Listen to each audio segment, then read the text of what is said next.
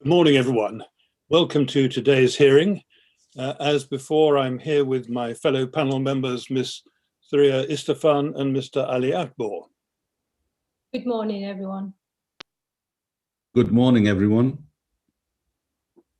Can I begin by reminding those of you who are not active participants in the proceedings to keep your cameras and microphones switched off at all times, unless for some reason you need to intervene. Today, we're going to continue hearing from Miss French. So I'm going to go straight away to Miss French to check that she can see and hear us all clearly. Miss French, are you there? Yes, good morning. Good morning. And you can hear me and see me, I hope, clearly. Yes, I can. Thank you, sir. Good. Thank you very much. Well, I think I better just go through the usual housekeeping arrangements. Can you confirm that today, as before, you're alone in the room from which you're giving evidence? Yes, I am. Thank you. Can you confirm that you have no documents or other materials with you? No, I don't. Good. And can you confirm that your mobile phone is in another room and there's no other electronic device with you which is capable of receiving messages? No, nothing at all. Oh, thank you very much. Well, as you know, your legal representatives are in the virtual hearing room in case they need to take any steps to safeguard your interests. If there are problems from your point of view, please just attract my attention. But we've been through all that and you've become quite familiar with how the system works. I hope we'll have a trouble-free morning. I've already reminded you about the importance of not talking to anyone about your evidence while you're out of the room. That goes at all times, of course, if I forget to remind you later on. Is there anything you'd like to raise before we start? No, thank you. Right, very good. Well, in that case, I'll ask Mr. Millett to put some more questions to you. Yes, Mr. Millett. Good morning, Mr. Chairman. Thank you. And good morning, members of the panel. And good morning, Ms. French. Thank you very much for coming back to us. I just want to pick up on one or two matters from yesterday very briefly, if I may. You agreed, I think, yesterday that you knew that Grenfell Tower was a high-rise residential building. Can you confirm that that's right? Yes. And you told us yesterday that you knew that PE cassette was going to be used as the rain screen cladding material on Grenfell Tower. Yes? Yes, looking at the information from the last few days, yes. And you told us, and the reference is at page 168 at lines 16 to 20 of the transcript, that you didn't have sufficient knowledge about the differences between PE and FR, or between rivet and cassette, to be able to recommend or advise about the fire risks of any or all of those. Is that right? Yes. Why did you not yourself, therefore, seek internally any advice within Arconic about whether PE in cassette form was appropriate for Grenfell Tower? I don't know. I felt that it was something that other people within the project would be picking up on and asking any necessary questions for me to answer or get information for them. Now, you said yesterday at day 88, which was yesterday, at page 171 at line 6 and following, that you did not offer Harley or CEP a choice as between PE core or FR core. Did you ever actually tell either CEP or Harley in terms expressly that the René Bond 55 for Grenfell Tower had a PE core? I don't believe so, no. Why is that? Again, it just wasn't something that was ever discussed generally with any customers in terms of the core. Now, I want to turn back in the chronology, please, to March 2015. As Arconic's customer, and just to remind you and everybody else, you had left Arconic by then and gone to Taylor Maxwell, yes? Yes. As Arconic's potential customer at Taylor Maxwell, you would sometimes have use for fire certifications, wouldn't you? Yes, we would be asked by certain customers of our own, Taylor Maxwell's own, for certain documents, yes. Yes. Can we go to MET 3053173, please, at page 135? This is your exhibit DF5 at page 135. This is an email chain from early March 2015. And at the bottom of that page is your email. You can see it there, to Grenfell Tower of the 3rd of March 2015. And you can see that it is a request by you. You say, could you please send over copies of the certificates, certs, for FR and PE Reno Bond certs, please. Thanks, Debs. What prompted you to ask for those documents? I don't recall, unless it was a specific customer inquiry. A specific customer inquiry. Was that specific customer inquiry the first time that you'd ever had, in your experience up to that time, such an inquiry from a customer? Well, as I say, having working in the level that I'm now working at, we're much closer to installers and other people within the industry. Was it the first time you yourself had ever been exposed to such a request? I don't recall having them before that, no. Right. Given that it was the first time you'd ever been exposed to such a request, did it surprise you that such a request had never filtered down the chain of supply to you while you were working at Arconic and selling Reno Bond RB55? I don't believe I would have thought of it in that manner at the time. It was, as I say, I was working in a different environment, and was possibly just took it that was the thing to expect. You took it that was the thing to expect, what, at Taylor Maxwell or of end users? Well, within the questions that would potentially be coming from customers within Taylor Maxwell customers.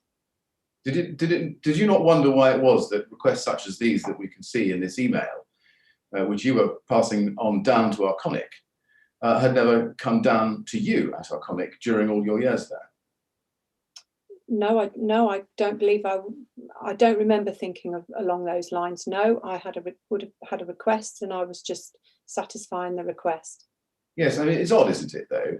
You were dealing with many customers, as you've described them to be, for many, many years. And you told us yesterday, I think you never had a request of this nature about fire certificates from those with whom you were dealing. But here you are, only a few weeks after joining Taylor Maxwell, passing into Arconic just that sort of request. Did that not strike you as strange at the time? No, I don't believe so. Can we go then to the top of the page?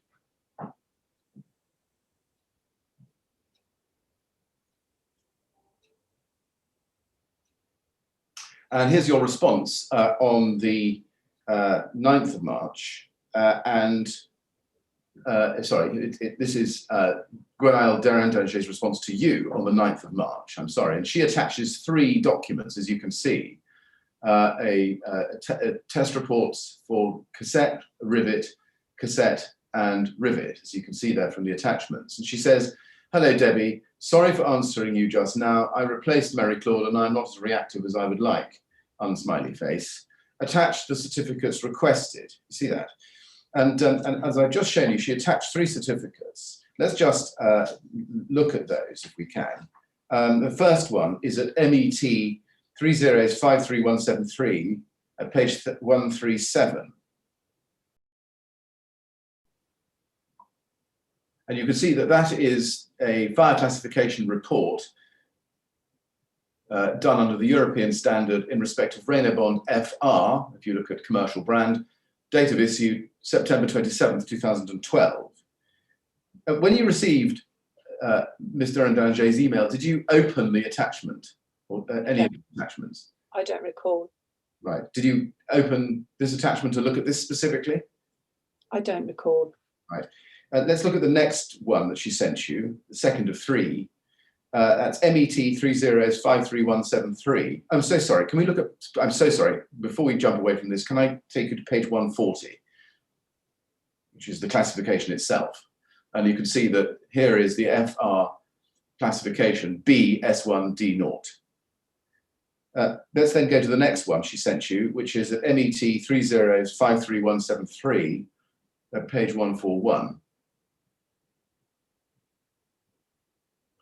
And this is the second of the fire classification reports she sent you, dated, as you can see at the bottom of the page, December the 4th, 2014, so not long before. And this time the commercial brand is Renobond 55 PE cassette system. You see that? And if you go to page 143 in this report, you'll see that the classification for cassette was E. And if we go to the third classification report that Mr. Rendager sent you on the 9th of March 2015, that is at MET 53173 at page 145.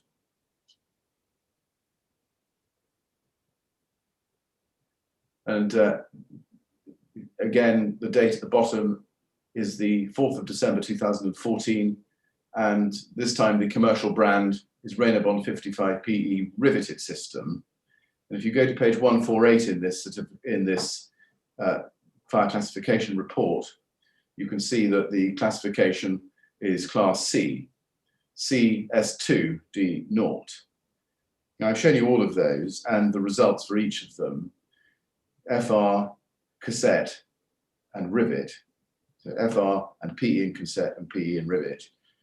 Having shown you those, are you sure you didn't open those certificates and read them when you received them from Mr. Rendager? I don't recall whether I would have opened them in that specific email or not, no.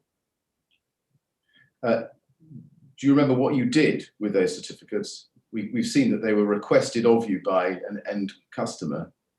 Did you send them on to the end customer? Whoever had requested the information, I would have passed that back on to them, yes. Would it have been your practice at the time to have checked what Grenfell Tower had sent you before sending that on to your end customer? I don't recall, depends what the request would have been.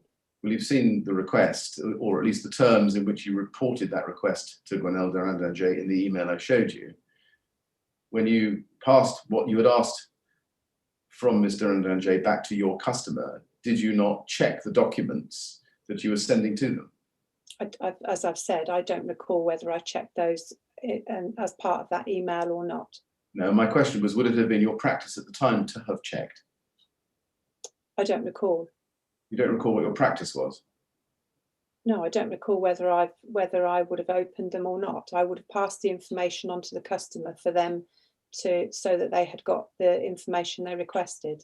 Yes, I understand that you don't recall specifically whether you did or didn't. My question is whether it was your practice at the time, when asked for something like this from customers and asking it in turn, as you do, and getting it back, you would have checked what you received. You would have checked what you received before sending it to your customers. Was that your practice at the time? I yes, generally look at stuff before it goes off, but I would still just pass it over to the customer for them to have the information they requested.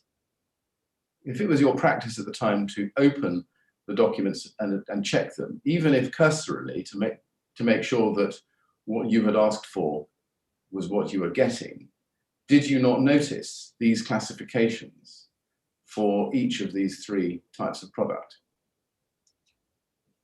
I can't answer that question. I would have passed the information on to the customer for them to decide what they needed to do with it. Did you discover at this moment, when you got these certificates from Grenfell Tower, that indeed Renobond 55 in PE had a class C in rivet and class E in cassette? I don't recall what my reaction was at the time. Right. So do we take it from that you had no reaction to it at the time? I don't recall.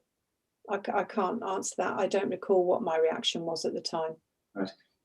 If up to that moment you had not known that Renobond 55 PE in rivet had a C and in cassette had an E, and if in accordance with your practice you had opened these documents, even if just to check that what you had asked for was what you were getting, it would have come as something of a shock to you to discover, wouldn't it, that these panels had these classifications? Yes, it would have done.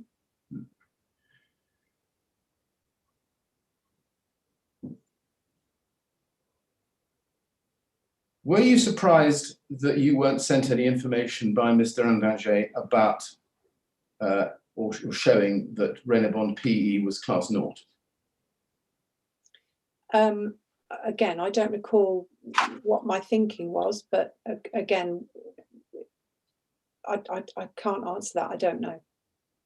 You see, your request of her was for certificates for FR and PE Renabond, and she's only sent you the European ones.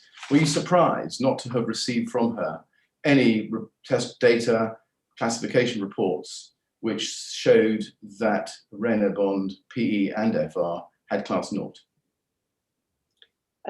Looking back at it now, yes, it was surprising that a copy of the BBA wasn't sent alongside it.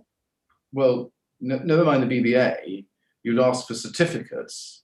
I suppose that might include the BBA, but were you surprised at the time, not now, but at the time, that Mr. Andanger sent you nothing which showed that Renabond 55, FR or PE had achieved a class 0 in accordance with national class? As I say, I don't recall what I'd thought at the time. I don't recall the event. Am I right in thinking that at Taylor Maxwell you were dealing with UK customers? Yes. And therefore in the UK market? Yes. And given what you told us yesterday about your perceived irrelevance of the Euro classifications and the only classification that mattered in that market being national class 0, why didn't you go back to Grenfell Tower and say, well, thank you very much for these Euro classifications. What I need, please, is the national classifications. Why didn't you do that? I don't know. Is it because, sorry, do you want to continue? Sorry, I don't know. You don't know. Is it because, in fact, you had, prior to this point, come to understand that European classifications were just as relevant to your UK customers as national class? Again, I don't recall. I think there was more prominence around the European certificates, but I don't recall them still being more important than the BBA that was being requested. You see, you say you don't recall, and I appreciate these matters are some 6 years ago now, almost 6 years ago. I do understand that. What I'm really seeking to get from you is some kind of explanation for what you did at the time when looking at the documents. And whether you can recall specifically or not, I do understand, but I'd like just to understand what you would have done by reference to what you might habitually have done. So let me just try this once more. You told us yesterday that you dealt in the UK market, and to your way of understanding, the only thing that mattered to your UK customers was the national classifications for fire and not the European classifications for fire. That was what you told us on a number of occasions.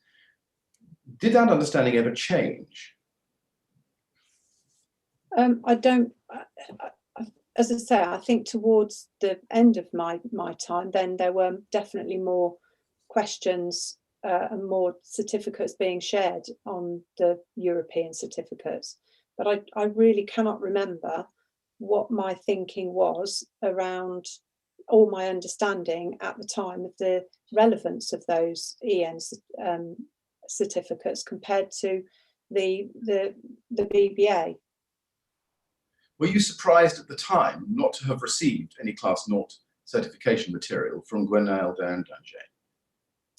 Again, I really cannot recall what my response was at that particular time. When you passed this material that you'd received from her back to your customer, did your customer ask you for the national classification for PE and FR? I don't know. I can't remember what their specific question was or what the specific request was. And I don't recall what other information, if any, I would have sent on. Do we take it from that answer that you sent these to your customers, they never came back to you to ask you for the national class 0 certificate, and we've certainly seen no documentation to that effect? As I say, I can't recall the exact situation that you're talking about, but I would have sent the information on, and that would have been passed over to the relevant customer that had requested the information. And I'm bound to suggest to you that at least by this point, you knew very well that European classifications were of extreme relevance to UK customers, and Arconic knew that, your customers knew that, and I'm suggesting to you that you knew that. As I said, I think it was becoming more apparent that they were more relevant. Can we move to July 2015? And again, this is the same exhibit run, and look at page 152. MET 53173, page 152. DN5. And this is an email run in July 2015 between you and Mr. Andanger at Arconic. At the bottom of the page, you'll see an email on the 30th of July 2015 from you to Grenfell Tower.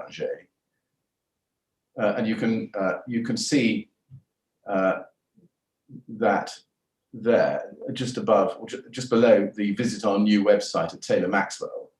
Do you see that? Yes. And underneath that it says, we have a project we are working on where we are specifying Renault bond, and the architect is looking for details on fire rating. Could you forward to both myself and Chris Taylor copies of current fire certificates for RB55 4mm PE core? Could you also put a description together so we can explain the class of fire rating and length of burn time? If you could also include the same information for the FR core as well, please. And above that, you said a follow-up email, just above that on the screen.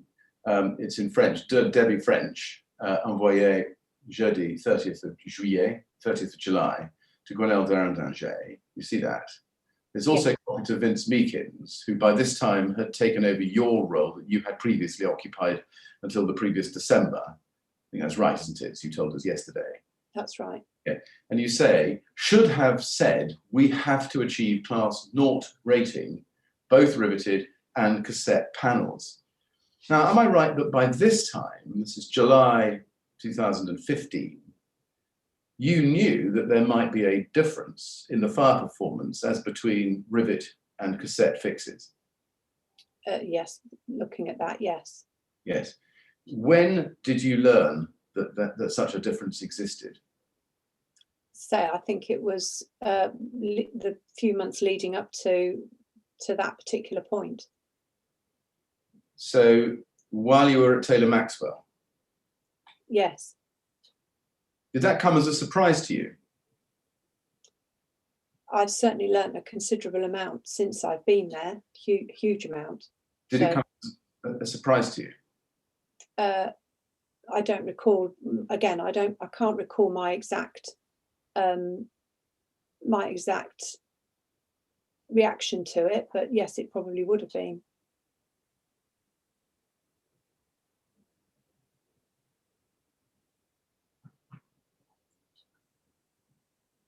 Did you seek to understand how it could have come about that for so many years you had not understood that there was a difference between the fire performance of rivet on the one hand and cassette on the other?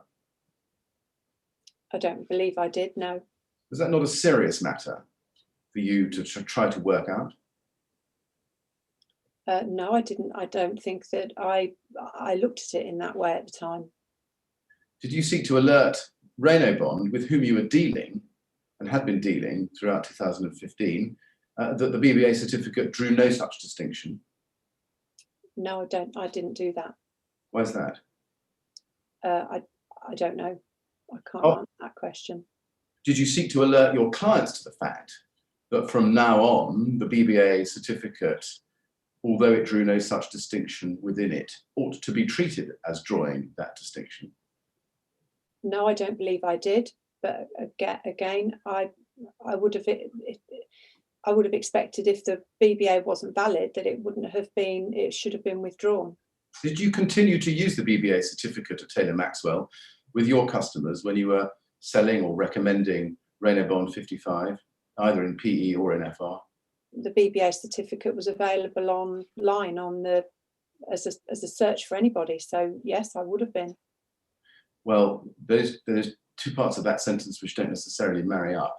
It was available online. My question, I'll ask it again, is did you continue to use the BBA certificate yourself while at Taylor Maxwell when you were selling or recommending Rainer Bond 55 in either format to your customers? I can't remember a specific instance of sending anything, but yes, possibly. At any stage, do you recall ever telling your customers that, that if they were going to order Rainer Bond 55, that there was a difference in the fire performance as between rivet fix and cassette fix with the PE core? No, I don't believe I did. Why is that? I don't know. I can't answer that question. So do we take it that from July 2015 onwards, even though by then you knew, as you told us, that there might be a difference in the fire performance as between rivet and cassette fix for PE, you still sold Rainer Bond RB55 PE to your customers without alerting them to that difference? Possibly, yes. Now, above this email, we can see an email from Grenfell Tower the same day. We just go back to the document, please. And she attaches a document. If we go to the top of the page, Dear Debbie, she says, and this is the same day, 30th of July 2015, to you, and copied to Vince Meakins. Dear Debbie, please find attached the document requested. Should you need additional information, please let me know. Kind regards, Gwen. And if we go to page, well, I should just note to you the attachment, which is RB554 FR BS 476 Class 0 summary. That's the PDF. You see that? Yes. And if we go to the next page, page 154, we can see the attachment. And this is a report by Exover Warrington Fire called Class 0 Summary Report. You see that? Yes. It's dated, if you look at the bottom right-hand corner, the 5th of December 2012. Was this a document you'd ever seen before, do you think? I recall having seen that before, yes. You recall having seen that before. When you received it at the time, 30th of July 2015, did you recall at that time that you had seen it before? I probably wouldn't have, because I'd recognised it, I wouldn't have questioned that. Right. I don't recall seeing it specifically at that time, but I am familiar with the document. Well, I appreciate you may very well be familiar with the document now, Ms. French, I understand that. But my question is whether you were familiar with it at the time or whether it was a new document you've never seen before. No, I was familiar with it at the time. Can you tell us how you had become familiar with it so that you were familiar with it by July 2015? I think I'd seen it on in documents that had been passed to me during my time at Rainer Bond. Who would have passed it to you? Who would have passed this to you during your time at Rainer Bond? Well, again, I can't be specific, but I would say that it would have come from the sales technical team. Right. And would it have been sent to you by email, or how would it have been sent to you? I believe it would have been on an email, a format of some description. Would it have come from Claude Verlet or somebody else in his team? It could have come from Claude, it could have come from anybody in that team. Did it come as a request by you to them? I can't recall. Or was it unprompted and came to you as part of the information they felt you ought to have? I really can't recall as to what the situation was but I do recognise having seen the document before.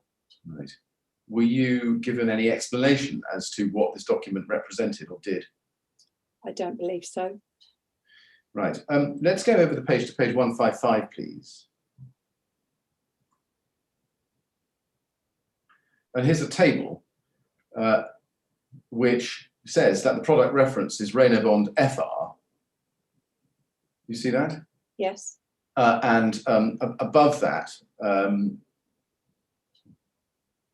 you can see the objective to assess the results of tests to BS 476 Part 6 and 7. You see that there. Yes. And if you go to the opinion at the bottom, it says we consider the results of the tests to BS 476 Part 6 and 7 demonstrate that the product as tested complies with the requirements for Class 0 as defined in paragraph A13B of approved document B, fire safety to the building regulations 2000. When you saw this document, this told you that FR Reynobond was Class 0, didn't it? It would have done, yes. Did you notice that Grenfell Tower did not send you any such similar report in relation to PE, whether in cassette fix or rivet fix? I don't recall what at the time. I don't know. We haven't seen an email in which you go back to her and ask her for the equivalent report for PE core. Did you? I don't recall. I don't recall to that detail what I did afterwards. We were asking for information to explain both cores from what I can remember on that email, and that information would have been passed on. It looks very much from the records we've got that you didn't go back and ask her for the equivalent report for PE core. Do you accept that you didn't? I can't, because I can't remember what I did on that particular situation. And on the footing that you didn't go back and ask her for such an equivalent report, is that because you knew there wasn't one? No, I think the question in the email was that the customer was requesting they had to achieve a Class O, and we were asking for an explanation and the difference between the two and information to support Class O. So if that's what they'd sent us, we would have passed that on. Indeed, and that supported Class O, as you put it, for Reynobond FR. There was no such report, as we've seen, which supported such a claim for PE. And I'm putting to you that you didn't go back and ask Grenfell Tower for an equivalent report because you knew very well there wasn't one. No, I don't believe that would have been the reason why. I don't recall. Did you suspect, even if you didn't know, that there was no such equivalent report for PE? Again, I can't answer that with clarity, without remembering the exact circumstances of the situation. Let's go back to how you actually used that information. If we move on in the same exhibit run, please, to page 159, we can see here from the second email from the top of that page. Here's an email from, which is a follow-on from the email that Grenfell Tower sent you, which is the bottom part of the email you sent her. Now I need to go to the bottom of the previous page, page 158, to go to the beginning of your message back to her. And you can see the bottom of page 158 that you send an email to Danny McQuaid and Graham Byrne, copied to Chris Taylor and Vince Meakins on Friday the 31st of July, 2015. And if you turn then to the top of page 159, please, you say, we need to make sure that we only order FR core if project needs to achieve achieve a 0 or O fire rating. If we don't highlight this to Genius, they only order PE only, and it won't have the rating required. Vince, can you please confirm if FR is the same cost to us as PE? Now, just to be clear, Graham Byrne, who was one of the recipients of this email, was he at Genius Facades? Yes, he was. Right. I've shown you the text at the top of page 159. We need to make sure we only order FR core. Is it right, or do you accept, that your email proceeded on the basis that there was no Class 0 certificate for PE core? On that basis, yes. Yes. On what basis did you reach that conclusion? I guess from the certificates that we'd been sent over and the clarification from Alcoa at the time. Yes. What were those? That to meet the requirements of what the customer was requesting as Class O, it needed to be FR. So are you telling us that by virtue of the fact that you had received no Class O or Class 0 certificate for PE, you had inferred that there was no such certificate? Don't believe that's the way I thought of it at the time. We'd had clarification from Alcoa in terms of the information we were asking, and that's what we were then following up with. Well, just help me understand your evidence, please. You told us a moment ago that your email proceeded on the basis that there was no Class 0 certificate for PE core. You'd agreed with that on the basis of this email. And then I've asked you what was the basis of your conclusion. And you said you guessed from the certificates that we'd been sent and the clarification from Alcoa at the time. Now let me look at that answer just a little bit more closely. First of all, what clarification had you received from Arconic that there was no Class 0 certificate in relation to PE called Rainabond 55? I don't know what information we'd had for them, whether they'd sent something very specific to say there is no Class O for PE, but looking at the information they sent across, in answer to the question we'd asked, they'd supplied the certificate that had a Class O, and that's what we would have been sending on. Exactly, and that is why I'm putting to you that you had inferred from the absence of any Class 0 certificate for PE and the fact that they only sent you one for FR, that in fact no Class 0 certificate existed for PE. That's right, isn't it? Yes. Yes, thank you.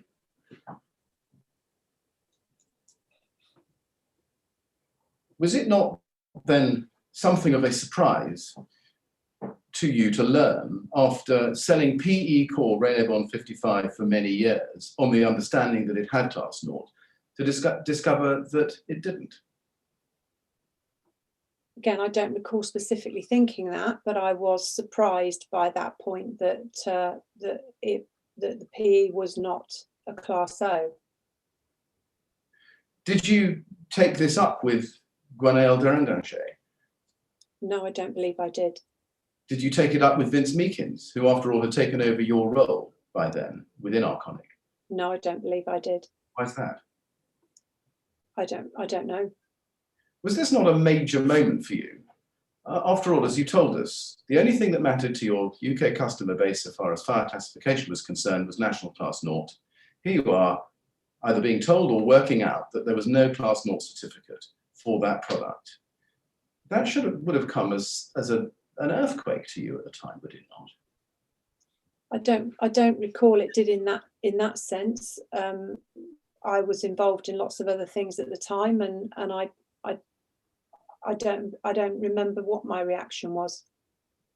Oh, you would remember that reaction if you had genuinely been surprised and shocked to learn that the material you had been selling to your UK customers did not have the one fire classification you understood it needed.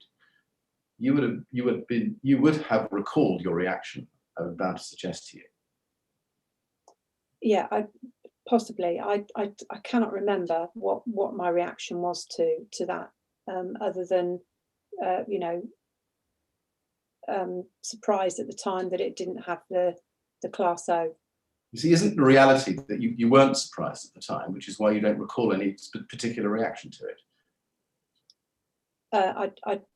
I'm not sure.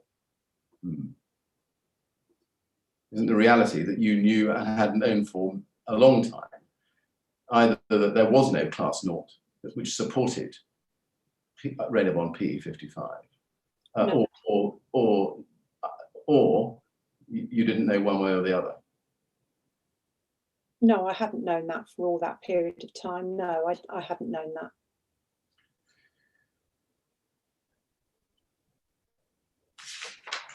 Let's go to your second witness statement, page 15, please, paragraph 53.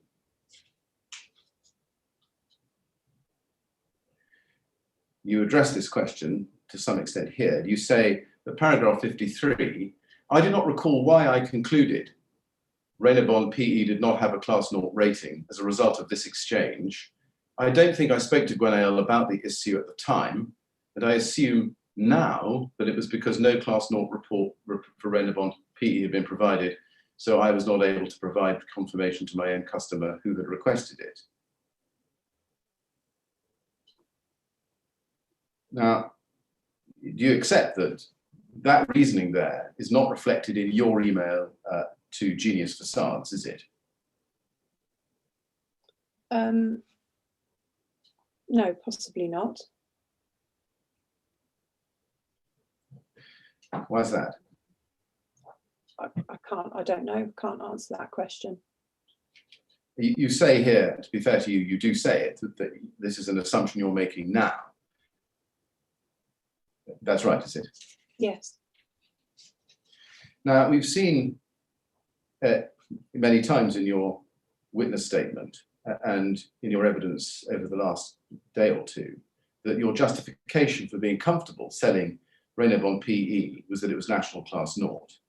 And here we are at the end of July 2015, where you tell your customers that if they need to have a class 0 material, then they had to order Reynobond FR. Do we conclude from that that the entire basis of your belief, such as it was, that you could sell PE safely in the United Kingdom had by now disappeared? Again, I don't think I'd thought of it in that context. I was relying on people that had got far more knowledge of those things to be providing the right information and the right certificates. And who would that have been? That would have been within Alcoa, people within Alcoa. Who were you dealing with in Alcoa? Was that Vince Meakins?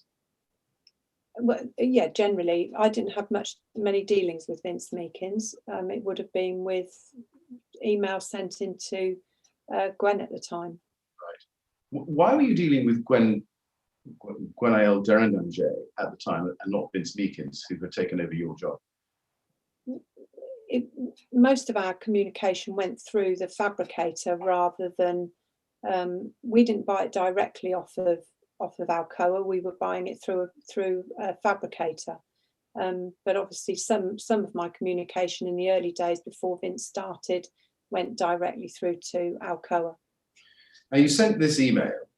I know it's disappeared from the screen. You can have it back if you like, but it's 31st of July 2015.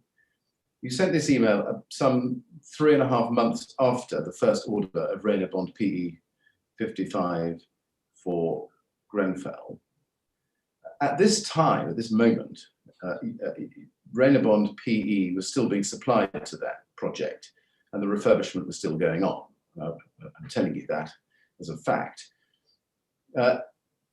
Is there a reason why you didn't alert Vince Meakins to the true scale of the problem and tell him that on the Grenfell Tower project, Reynobond 55 PE had been sold on the basis that it had class 0? I don't know. I can't recall I think it was the middle of 2015 or some point towards the middle of 2015 that I even learned that it had been ordered. So no, I wasn't. I didn't do that. Is it fair to say that at this point you knew for certain, or as certain as you could be on what you had in front of you, that the BBA certificate was factually incorrect to the extent that it represented that Reynobond 55 PE had class 0? Again, I don't recall thinking of it along those lines. That would have been for other people to decide whether it needed to be withdrawn or not. So you left it. Is this your evidence that you left that issue, that problem, for Vince Meakins and others at Arconic to sort out for themselves? Well, I don't recall thinking along those lines or in that context to have made that that particular decision one way or another. I was getting on with what I was doing and it didn't occur to me to do any of that. Did it not occur to you at the time that during 2013 and 14, you were selling Reynobond 55 with a PE core onto a high-rise residential building under a serious misapprehension as to its fire classification? No, it didn't. Why is that? I don't know. It didn't. You must have realised that, surely, come mid-2015, when you discovered, as you confirmed to us, that you realised both that cassette and rivet performed differently in a fire, and that PE did not actually have anything to support its claim to class naught, that you had sold Reynobond PE 55 onto the Grenfell Tower project on a false basis as to its fire classification. No, I didn't do that. You didn't realise? No. How could you not have realised? I didn't have the knowledge to be able to put all those facts together. I want to turn then to a different topic, which is the recording or the transcript, I should say, of the 21st of June 2017 of a discussion between you and John Simmons of Simcoe, and indeed of Genius Facades, as I think you've confirmed. Now, this is a few days after the Grenfell Tower fire. Do you recall having a telephone conversation with John Simmons of Simcoe on the 21st of June 2017? I do. Did you know that he had recorded it? No, I did not know he'd recorded it. Right.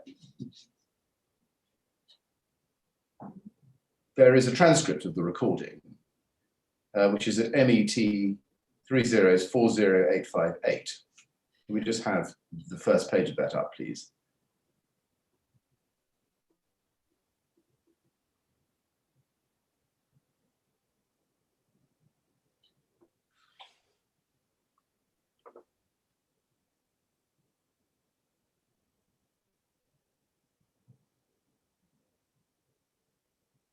MET 3040858.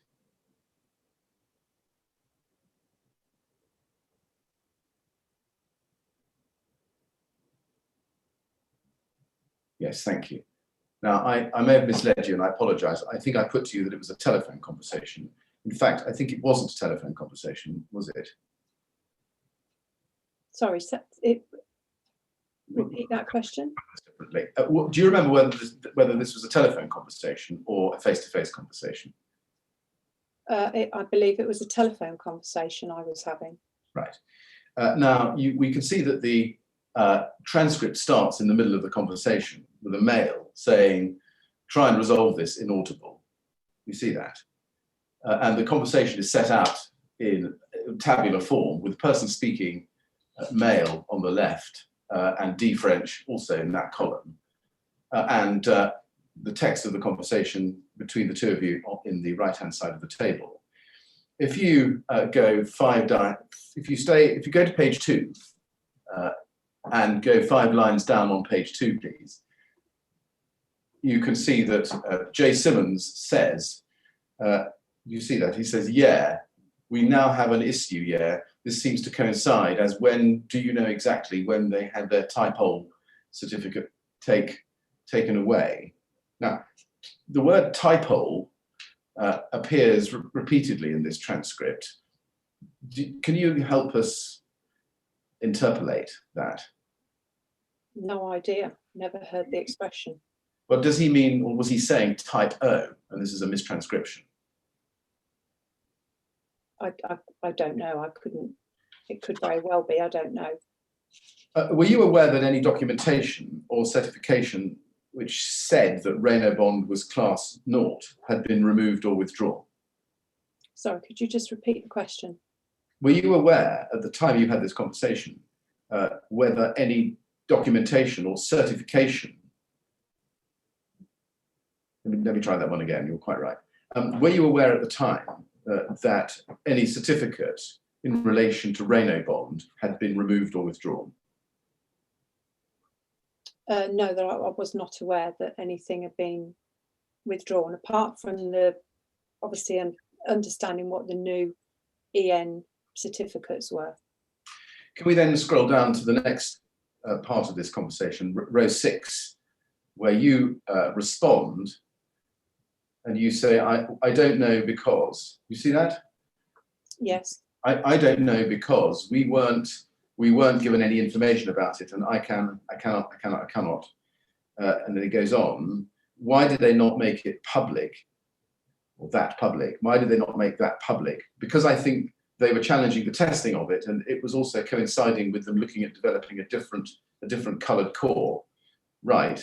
But I don't know whether the certification was connected to the core. There was a lot of stuff in, okay, the terms of development that they didn't share with any of us. Right, this is the problem.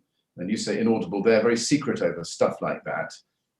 He says, secret they can't be. They need to come to this party, right? In short, they have been selling this material under a BBA certificate. Yeah. Mr. Millett, can I just interrupt you? I think it would help all of us, but particularly the witness, if we could scroll up or scroll down, the document, because we now can't see what you're reading. Markings on it, and you are quite right. We are, I think, in the middle of page 2, where the word inaudible appears. If I can go back to that. Right, thank you. And you say inaudible, they are very secret over stuff like that. Secret they can't be. They need to come to this party, right? In short, they have been selling this material under a BBA certificate. Yeah. And just pausing there, is this a reference to a change in the core colour of Renobond PE from translucent to black? Yes, I believe they were looking to change the core colour. Right. Even though you left Arconic at the end of 2014, you were still aware about that change, weren't you? Clearly. I believe I had some information from, I think it might have been Peter Froelich, that they were looking to change the colour of the core. Right. You seem from this to have been aware that there was some kind of testing program going on at the end of 2014. Is that right? Again, yes, I was aware. And as we've seen you just say next to the words inaudible, they are very secret over stuff like that. Do I understand correctly that Arconic did not share information with you about, for example, testing programs? Not until it was necessary for it to be published, no. Right. When you say not until it was necessary to be published, what would dictate whether it was necessary to be published? I guess when they needed to update certificates. Am I right in thinking that Arconic did not share information with you about the fire performance of Renobond? They would have shared with me the certificates once anything has been testing had been done and certificates need to be published. That's when they would send them to us. What was it that you were referring to here in this conversation when you said they are very secret over stuff like that? What's the that? I think it was referring to the change in core. They wouldn't want the market to know that they were looking at a different bringing out a new product or a different core or a new development until they were ready to do it. Can we just scroll up a little bit up this page to about 7 lines above the big inaudible, where you say, because I think they were challenging. Can you see that?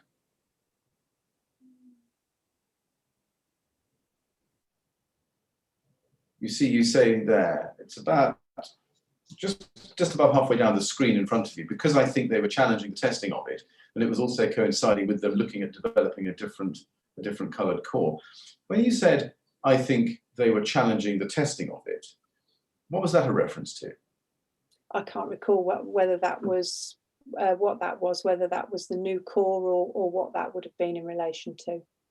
Right. Was it something to do with the performance of Renobond in a fire test? I honestly don't know. I can't recall that. When you said they were challenging the testing of it, I think they were challenging the testing of it, what was the source of your information? Again, I don't recall. Who was challenging? I don't recall. Is it fair to say, just looking at this so far, that you, while you were at Arconic, you had an idea that something was wrong with the fire performance of Renault Bond PE core? No, it was becoming more apparent after I'd left, not before. Or I don't recall it becoming apparent before. Right. Shall we go to page 3 of the transcript, please? And I want to pick up 9 rows down with you.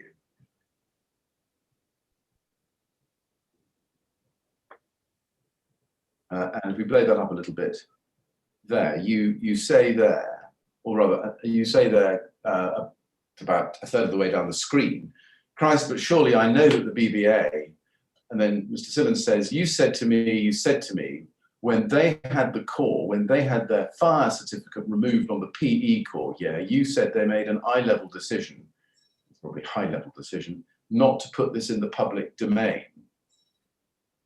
And then you say, I don't know if I said they made a decision not to put it in the public domain. They made some decisions not to make it, Mr. Simmons says, public. You say inaudible known, and I'm pretty certain that was because they were challenging it. Okay, so we need to find out, you say whether they challenged it, and he says, yeah. And then you say, and they then held on to their certification. I don't know that that's what I can help. I don't know that that's what I can't help you with, what the transcript says. Were you aware of a high-level decision not to make the fire performance of Renault Bond publicly known? No, I don't think I was, no. What were you referring to here? I can't recall, I don't remember. What, you don't remember? This is in the aftermath of the Grenfell Tower fire a few days later.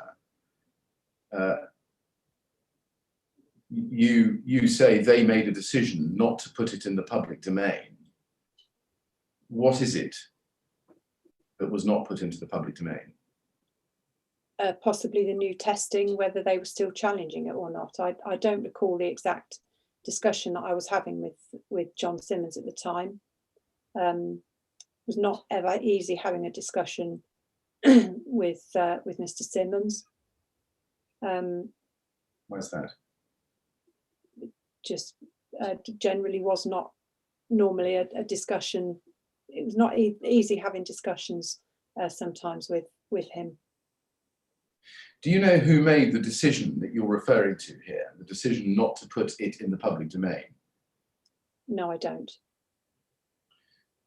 Do you remember anything about these kinds of decisions being communicated to you while you were at Arconic?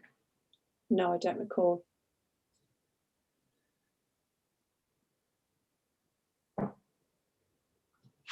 Let's go back to the transcript and look below where we were.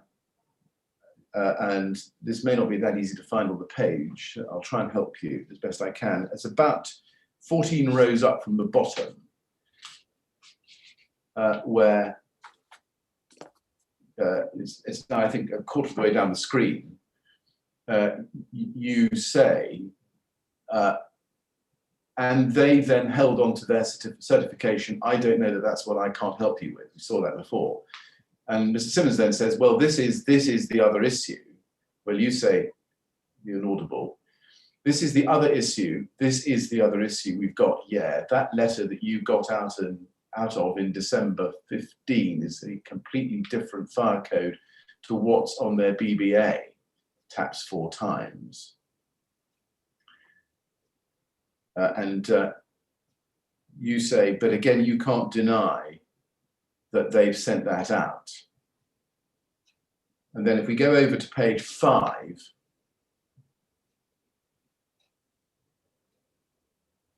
uh, 15 lines down, we can see there are 2 reasonably large chunks of Simmons' speech, and he then says in the second of those, and then basically, you see that, he says, and then basically the next step to this then is in 2015, they issued a letter. We haven't got a clue where it come from yet, addressed to us, which you sent to me the other day, yeah. And when I checked the fire codes on that letter, albeit they're still stated both products that are type O, when I checked the fire codes on that letter, yeah, they are different to the BBA. Do you know what letter Mr. Simmons is referring to there from December 2015? I can't remember specifically, but I think there was a letter that he is referring to there that they received from Alcoa, but I can't remember the details of it. Right. Let me see if this helps you. Could you please go to ARC 50699?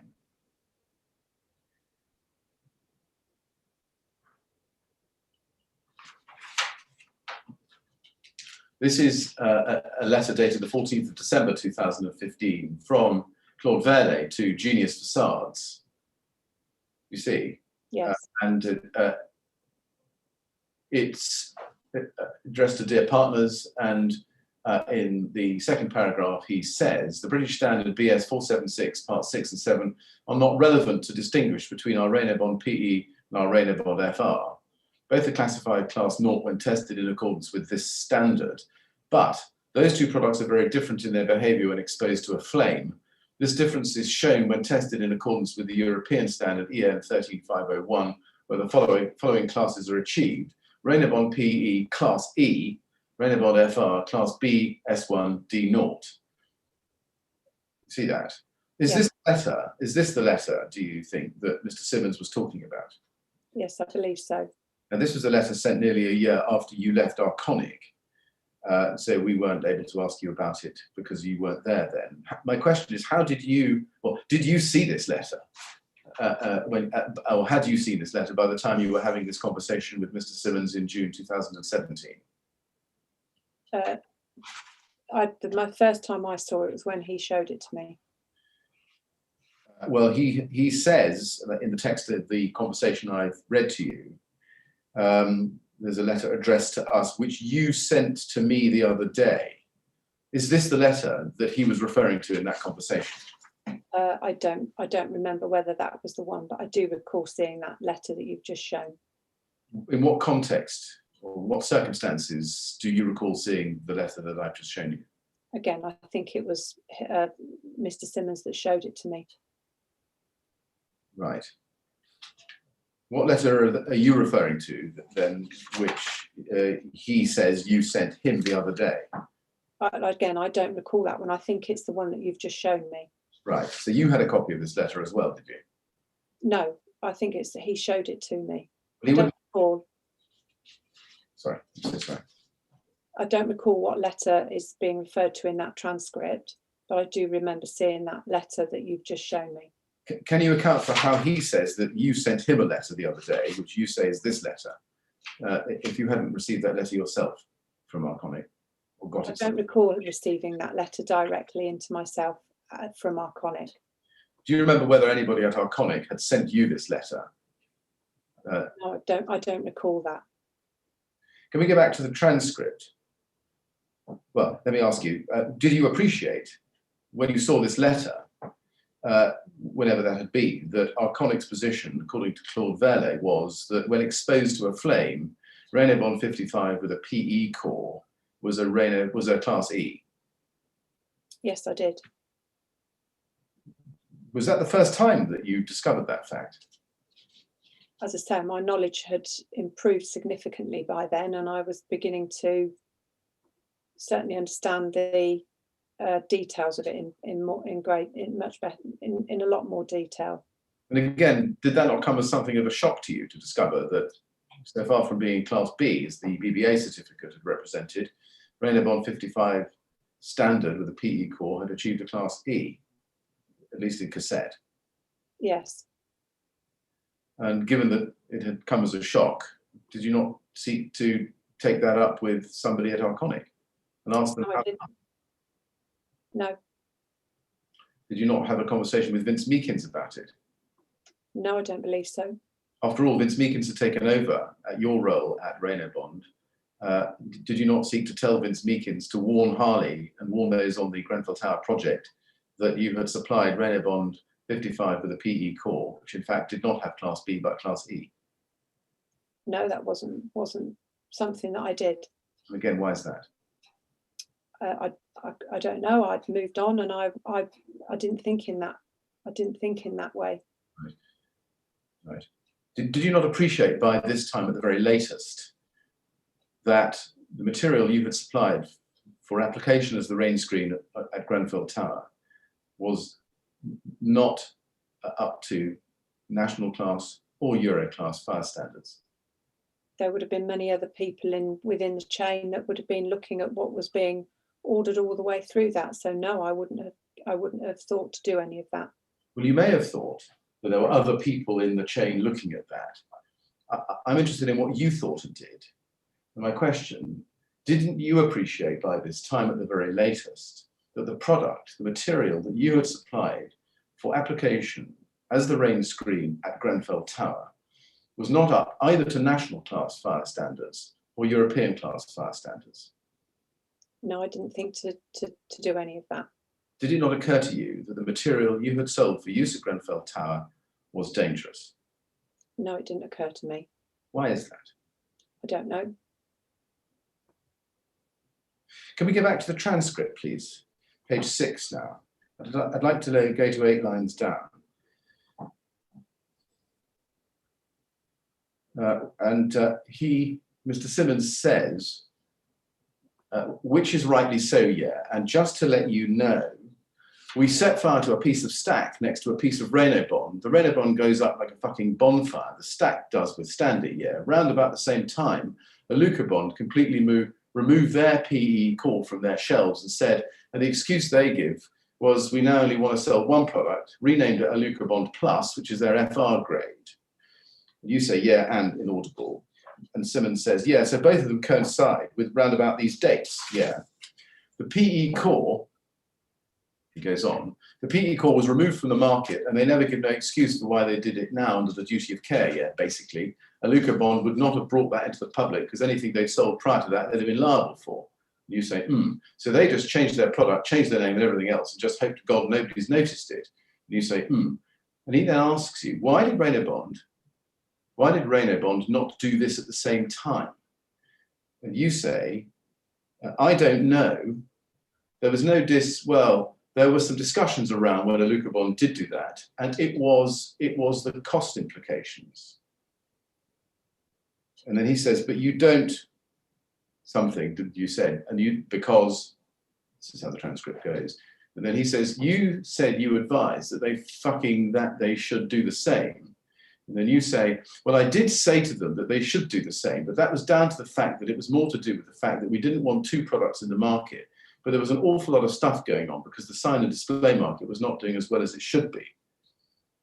Now, John Simmons refers there to a decision he thinks a Luca bond made to withdraw the sales of PE called ACM and only go with FR. Was that at around about the same time as the UAE fires in April, May 2013 that we looked at in detail yesterday? Well, I don't know. I'm not sure of the dates. Now, you say in the transcript that there were some discussions around it. What discussions were those? The PE and the FR, you mean? Were discussions about whether to withdraw the Renault bond PE panel from the market in the way that a Luca bond had done and proceed only with selling FR core? Yeah, I recall vaguely having a conversation with Merksheim about whether we would be doing the same thing for the UK, and I believe the answer was that we would continue as we were. For commercial reasons? I believe that, again, my recollection of it is very vague, but I believe that was part of the reasons. Now, just to go back to the transcript where we were, if we can, please. We just have that back up on the screen. You said to Mr. Simmons, this is just before the second inaudible in the lengthy passage there, about 3/4 of the way down the screen. Well, I did say to them that they should do the same. Who is the them there? Who did you tell that Renault Bond should do the same? It would have probably been a discussion with Peter Froley. She was my direct line manager at the time. And at the time, which is the time? Again, I can't, I'm not sure when that would have been. It would have been latterly rather than with my time with them rather than early on. And again, would that have been around about the time that you saw the Richard Gita email in May 2013, escalated that email to Peter Froelich and others, and then wrote the 13th of May email to your approved fabricators? Possibly, I'd be guessing. Well, I don't want you to guess. I'm just trying to prompt your recollection. Is it your recollection that that would have been the time when you had that discussion that you're referring to here? Yes, possibly. Right. And do you remember what Peter Froelich said to you? As I say, I think I don't remember specifically what he said, but the general consensus was we were going to continue as we were. And did he tell you that Arconic did not want two products in the market? I can't remember whether that was the reason for it or what it was. We already had two products on the market. There was already FR, or they were already manufacturing FR and PE. So I'm not sure that would have been the reason for not withdrawing it. If we can go back to the transcript, please, again, and just look a few lines above where we were just looking together a moment ago. You see that you say there, in response to Mr. Simmons saying, why did Reynobond not do this at the same time? That's remove PE from the market. You say, I don't know, there was no dis. Well, there were some discussions around whether Lucobond did do that. And it was the cost implications. Could you just help me by cost implications? What did you mean? The fact that we would have had to have supplied FR at a more expensive rate. And who told you that? Because the cost difference between FR and PE were, there was a cost difference between PE and FR. So does that mean that you would have made smaller margins if you'd only been selling FR?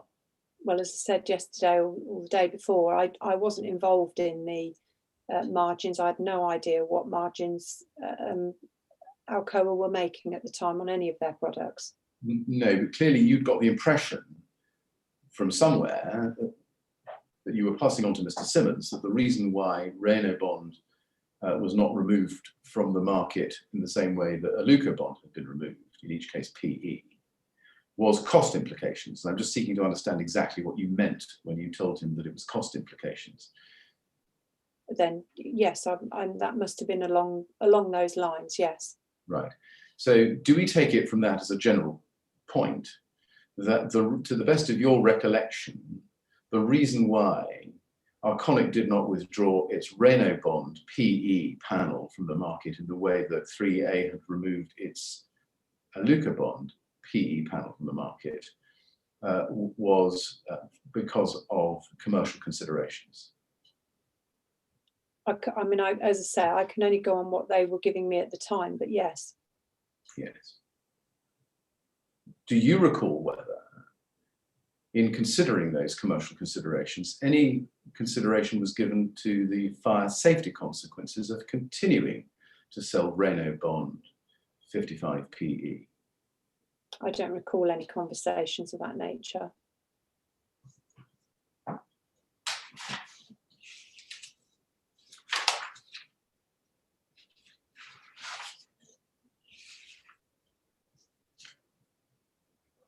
You're now the National Cladding Director at Taylor Maxwell, aren't you?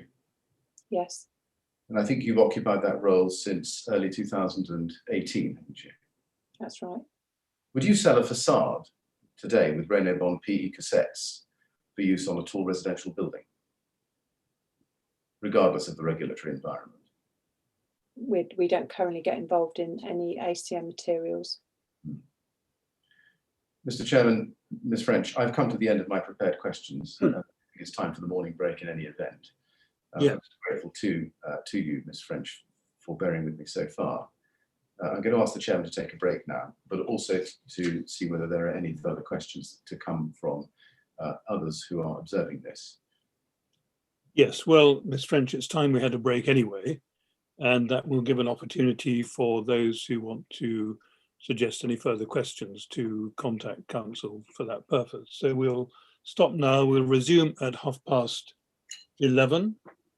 And please remember what I said to you in the past about not talking to anyone about your evidence over the break. And then when we come back, we'll see if there are any further questions. All right? Okay. Thank you, sir. Good. Thank you very much.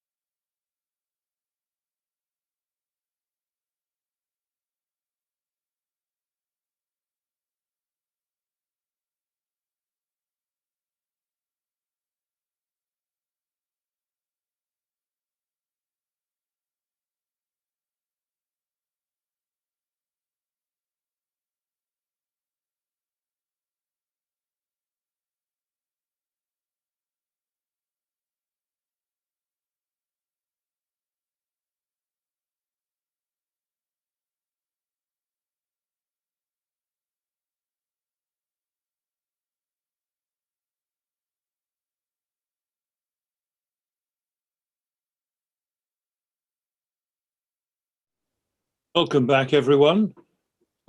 We're going to see whether there are any more questions Council has for Miss French. So, Miss French, you're there, are you? You can see me and hear me?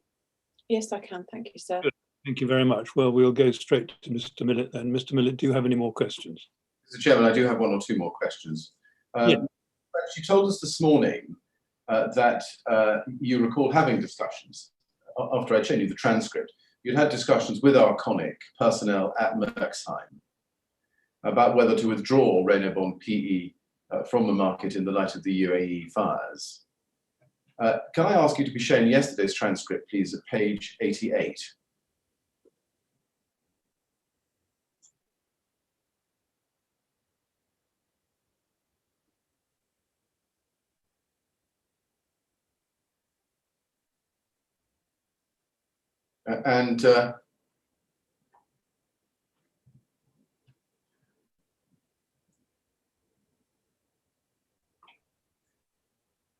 If you go to the bottom of, I think maybe the top of page 89.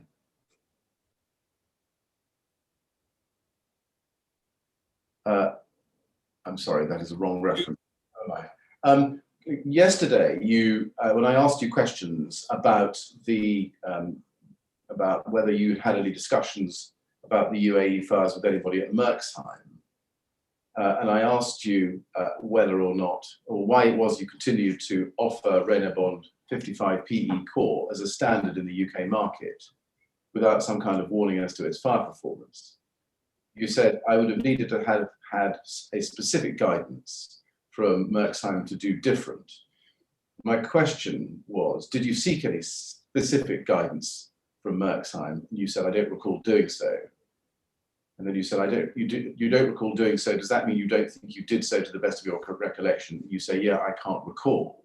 Now, in light of the evidence this morning, what is your recollection? Did you, in fact, have any discussions with anybody at Merksheim in the light of the UAE fires about whether or not you should be, or Arconic should be, withdrawing Reynobond 55 PE core from the market? As I've just explained, I do recall having some conversation about the PE and FR core on the UK market. What I don't recall is whether that was specific to the fires, other fires in other parts of the world. That's the bit I can't recall. I see.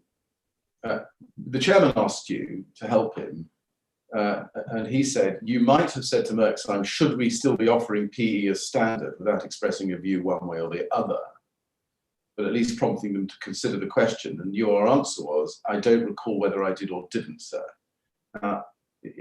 Is your recollection different now, having shown you the transcript of your conversation with Mr. Simmons this morning? Yes, it would. It has certainly brought back some other thoughts that, yes, I probably have had other conversations with Merksheim about it.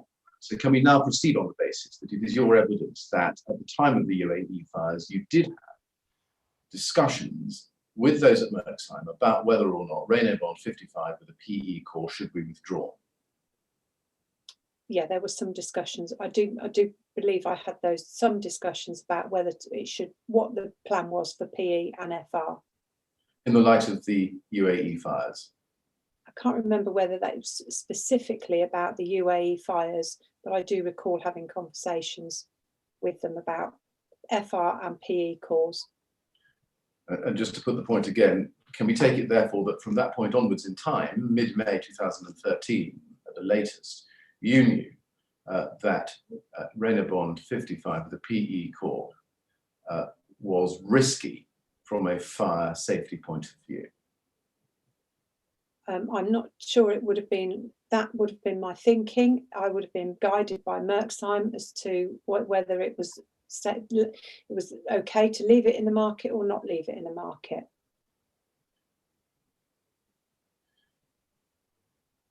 Now, I'm sorry, Mr. Millett, just help me a little bit more, Ms. French. Did you not form some view of your own as to whether it was sensible to keep selling PE in the market? I don't believe I did, no, sir. I think I was very much being guided by what Merksheim were the factory were telling me to do. All right, thank you.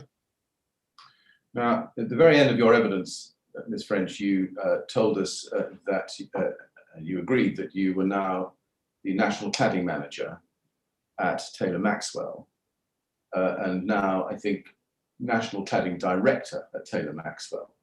Can you explain how you were given that role without any technical knowledge, understanding, or training about technical matters?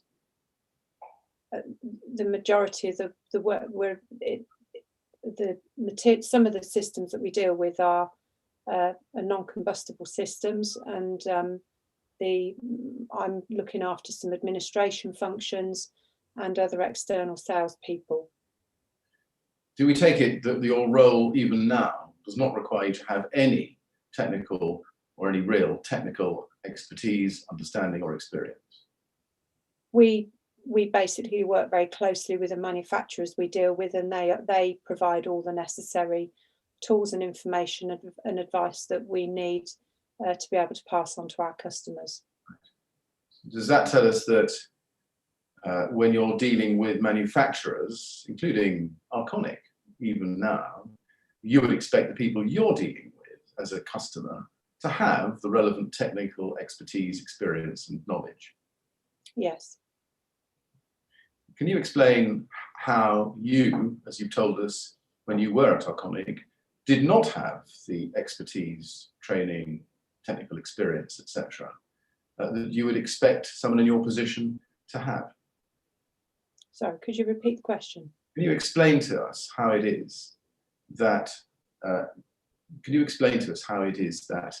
you didn't have, as you told us yesterday, the technical experience, knowledge, education, expertise when you were performing your role at Arconic, that you would now expect someone occupying that role to have? Yeah, my knowledge has grown significantly since joining Taylor Maxwell, and we have lots and lots of training with all of our product manufacturers on an ongoing basis.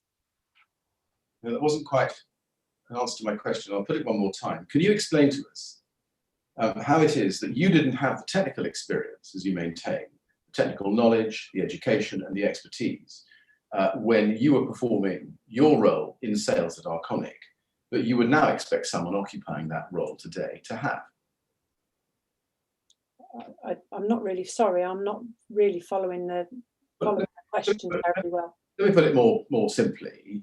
You told us yesterday that in the sales role, you didn't have any technical knowledge and expertise, and you left that to others. But you're now telling us that in your role that you occupy today, you would expect salespeople to have the technical knowledge. Can you account for the difference?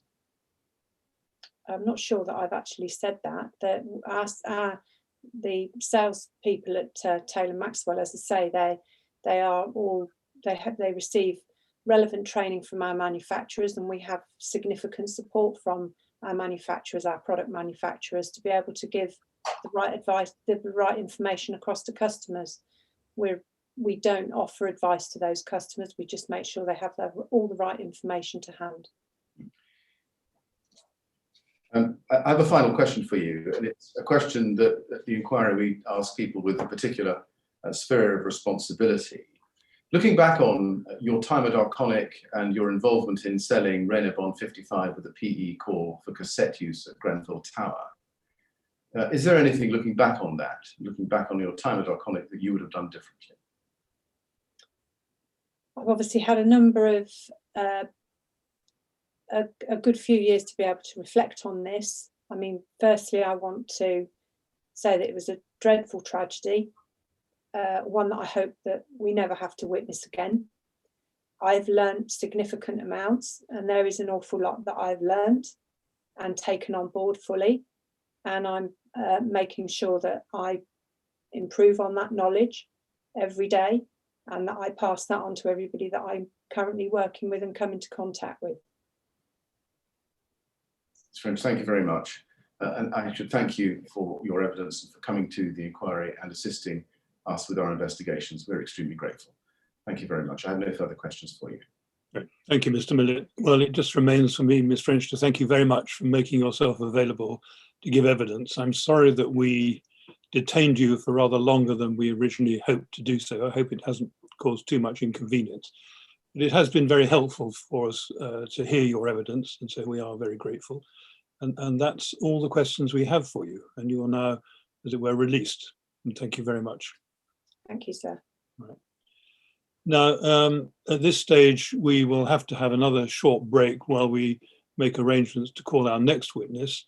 So we shall now, as it were, suspend the hearing for, I hope, not too long, until we're ready to see the next witness.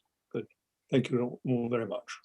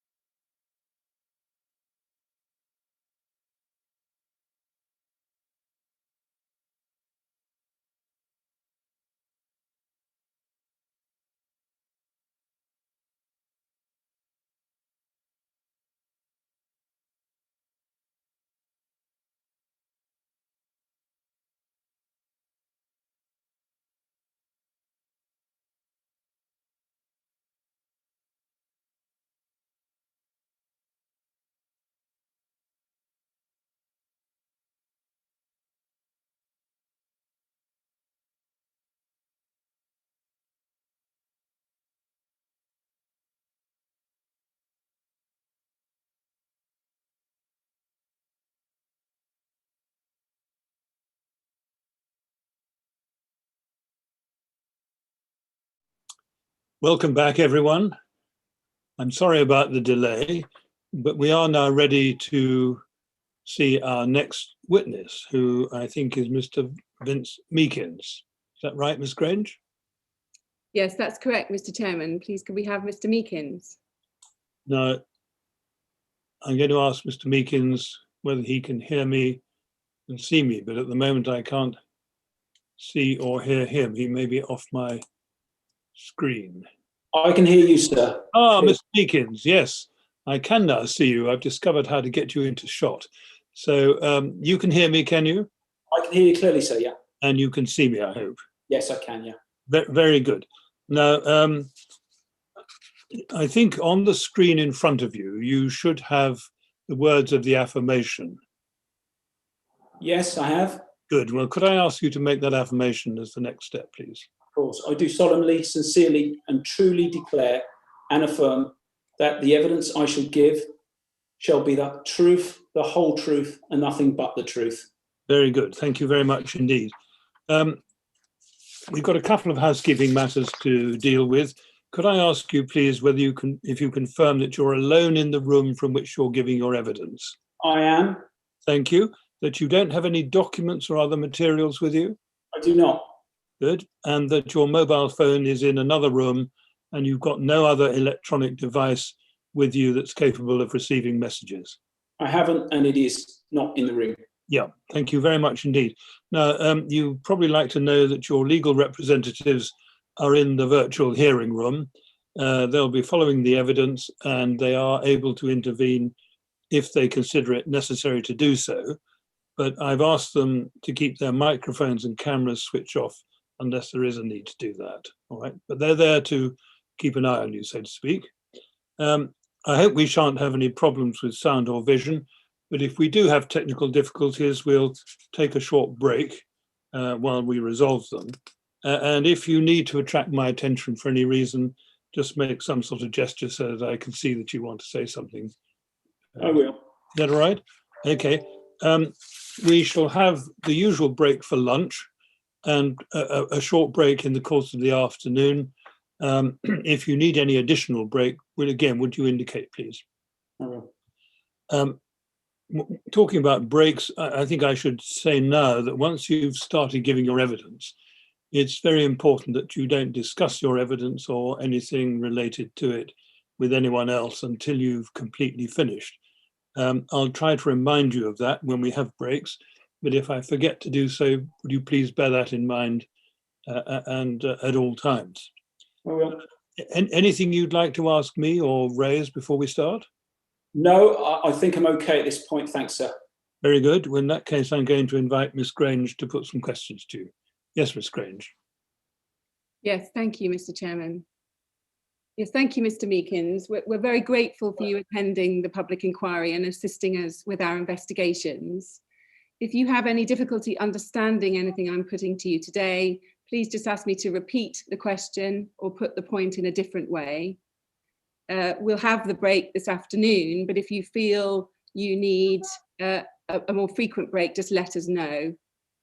Please try and keep your voice up as well for the transcriber who's taking a clear note of everything we're saying. And do try not to shake or nod your head. We do need a recorded answer for the transcript to my questions. I understand. Okay, let's go to your witness statement then. If we can pull that up on the screen, it's at MET 30053164. So this is your witness statement to the inquiry. And if we go to page 33 of that statement, we can see there that it's dated the 4th of November, 2019. And is that your signature? It is. And have you read that statement recently? I have. And can you confirm that the contents are true? I can confirm, yes. And have you discussed your evidence before coming here today? No, I haven't. Now I'm going to start by asking you some questions about your career history. And if we can begin by looking at paragraph 5 of your witness statement on page 2. We can pull up the witness statement. And if we look in the first 2 lines, you tell us there that you began working in effect for Arconic on the 1st of May 2015 as the UK sales manager for its Rainabond product range. You see that there. Now you refer to Arconic as AAP SAS throughout your statement, but in common with how Mr. Millett has just dealt with it, I'm going to refer to that as Arconic throughout. Is that okay? That's fine, yeah. And even though that Arconic was previously known as Alcoa, wasn't it, before 2016? That's correct, yes. Yeah. So we'll refer to Arconic. Now, it's right, isn't it, that the UK sales manager role for Arconic was vacant at the time you stepped into that position. Is that right? It was, yes. And Deborah French, your predecessor, had left Arconic to go to Taylor Maxwell in December 2014 before you starting in May 2015. That's right, isn't it?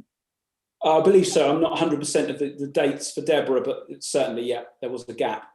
But you were aware, were you, that there'd been a period of several months with the role being vacant? Yeah, yes, for sure, yeah. Around about 6 months or so, yeah. Yeah. And if we could look at paragraph 6 of your statement, you give us some of your background prior to joining Arconic. So this is on page 2 as well. And you explain there that prior to joining Arconic, you worked for a company called Category Cladding UK Limited, that's in the second line, and that was part of the Euroclad group, is that correct? That's correct, yes, yeah. And is it right that you worked for Category Cladding from 2008 until you took up your role with Arconic in May 2015? That'd be correct, yes. And then 2 lines down in paragraph 6 of your statement, you begin to explain what Category Cladding was, and you tell us that it was a manufacturer and supplier of metal roof and wall products, thus including aluminium composite material, ACM, and other metal composite material, MCM, rain screen systems. Is that right? It's correct, whereas I worked on the MCM side. The ACM was a company called Booth Murray that were part of the part of the Euroclad group. I see. Yeah, the ACM was under the Booth Murray banner. I see. Yes, because you continue in that paragraph of your statement, we could pick it up in the 4th line, you say, while I knew broadly what those products were, I did not work on those product lines while at Euroclad. So can we just be absolutely clear, which product lines did you not work on while at Euroclad? The ACM side, the aluminium composite material, it was a metal composite material. I see. So you did work on the MCM side? On the MCM side, yes. Yeah. And what type of metal composite materials were those? That would be a steel metal material that would predominantly be put onto agricultural buildings. And what was, you say it was a composite material, what was in the core of that? It would have been an insulated material, so it would have had an insulated backing. I see. And what was the nature of that insulated backing? Did you know what substance it was? I'm not 100% sure. I think it would have been a PIR or something along those lines, or PUR material. Now, during those 7 years that you worked at Category Cladding, did you gain any understanding about what ACM products were, even though you weren't directly involved with those products? Not really. I didn't get involved in the ACM side. As I say, that was Booth Murray. I had an understanding of what the products were, but not an in-depth understanding. What did you understand about ACM products at that time? I knew they're aluminium coated material with a core, and they were used in architectural projects as well as corporate identification product, that sort of thing. Yeah. And did you learn in general about cladding systems and products for external wall applications? At Category Cladding. I had some sort of knowledge throughout my sort of career because I worked for Ash & Lacey, as you're aware, prior to that. So yeah, I had an idea of what these cladding rain screen facade systems were. Yeah, I'm going to come to Ash and Lacey in just a moment. So just focusing on the time you were at Category Cladding, did you come to have any understanding about different fire properties of different cladding products such as ACM, MCM? No, I didn't, I'm afraid. Were you expected in your role to have any understanding of fire safety performance? We had a technical team or a person within the company that would have sort of given us guidance on that. But no, I was never trained in that side of things. Now, if we go back to paragraph 6 of your statement, as you've just been telling us, you also work for another company. If we look now in the last 4 lines, you say, prior to working for Euroclad, I was also a business development / sales manager for Ash and Lacey Limited, whose business also includes the supply of rain screen cladding systems. Do you see that there? Yes, I can, yeah. Now, when did you start to work for Ash and Lacey? Oh, goodness. I really can't recall off the top of my head. I was there a few years, so it would have been a few years prior to me starting, 5 or 6 years prior to me starting with Category Cladding. I'm not sure what date that would be. I'm sorry, I have to look that up. That's fine. When you were there, did Ash and Lacey supply components of rain screen facades? They did, yes. And did they supply whole cladding systems as well? They had their own cladding system, yes. Yeah. And when you were there, did you have responsibility for particular products or lines of products with them? Yes, there were 3 products. There was an Ash Zip product, which would have been predominantly for the roof. That was a cladding, aluminium cladding for the roof area. And there was a flat to pitch conversion system that I also used, or I was responsible for, but not so much the rain screen side. We occasionally got involved, but it was mainly for the flat to pitch conversion and standing seam roofs. I see. When you first gave that answer, you said, yes, there were 3 products, and then we didn't quite catch what you first said there. You said there was something product which was predominantly for the roof. That was a cladding. Yeah, there would have been a rain screen product, which would be an ACM product, a flat to pitch conversion product, which basically converted a flat roof into a pitched roof. It was a steel frame system. And then there was the covering of the system, which would have been the Ash Zip, we called it, which predominantly that's what I worked on mainly. So that was an aluminium composite material product. That was an aluminium steel product that would have been rolled out and zipped up to seal the system. So it wasn't a composite material. It was just a steel material. An aluminium material. So it was made of solid aluminium? Solid aluminium, yeah. Right. Yeah.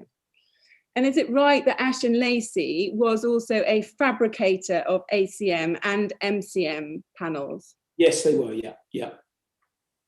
And were you aware that Arconic supplied ACM to Ash and Lacey from time to time? Did you come across Arconic when you were there? Not in my time, no. It was mainly a Lucabond and Larson were the 2 main people that I dealt with. Didn't deal with Arconic then. Yeah. So you didn't come into contact with any Arconic representative? No, I didn't. No, not whilst working there. Now, if we go back to paragraph 5 of your statement, sorry, page 5 of your statement, and look at paragraph 16 now.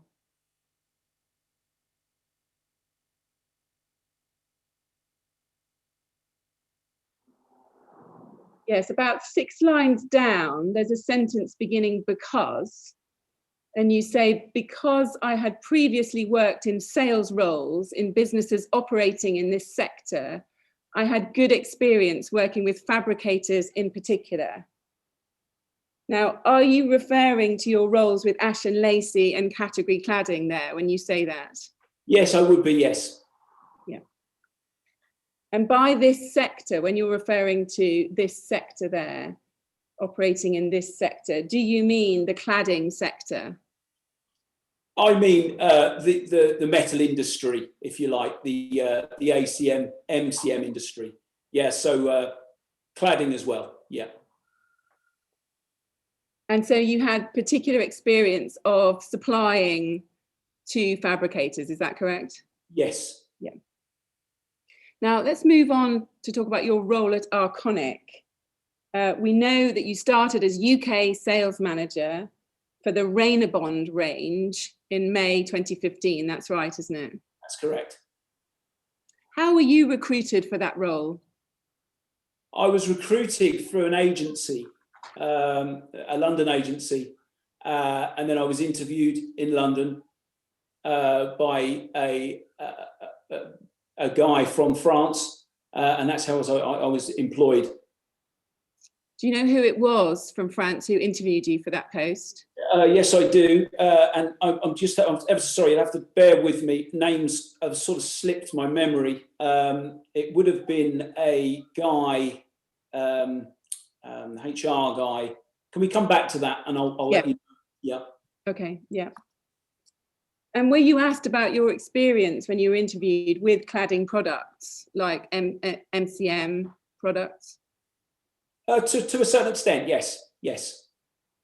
Were you asked about your understanding of the UK market for cladding products? Yes.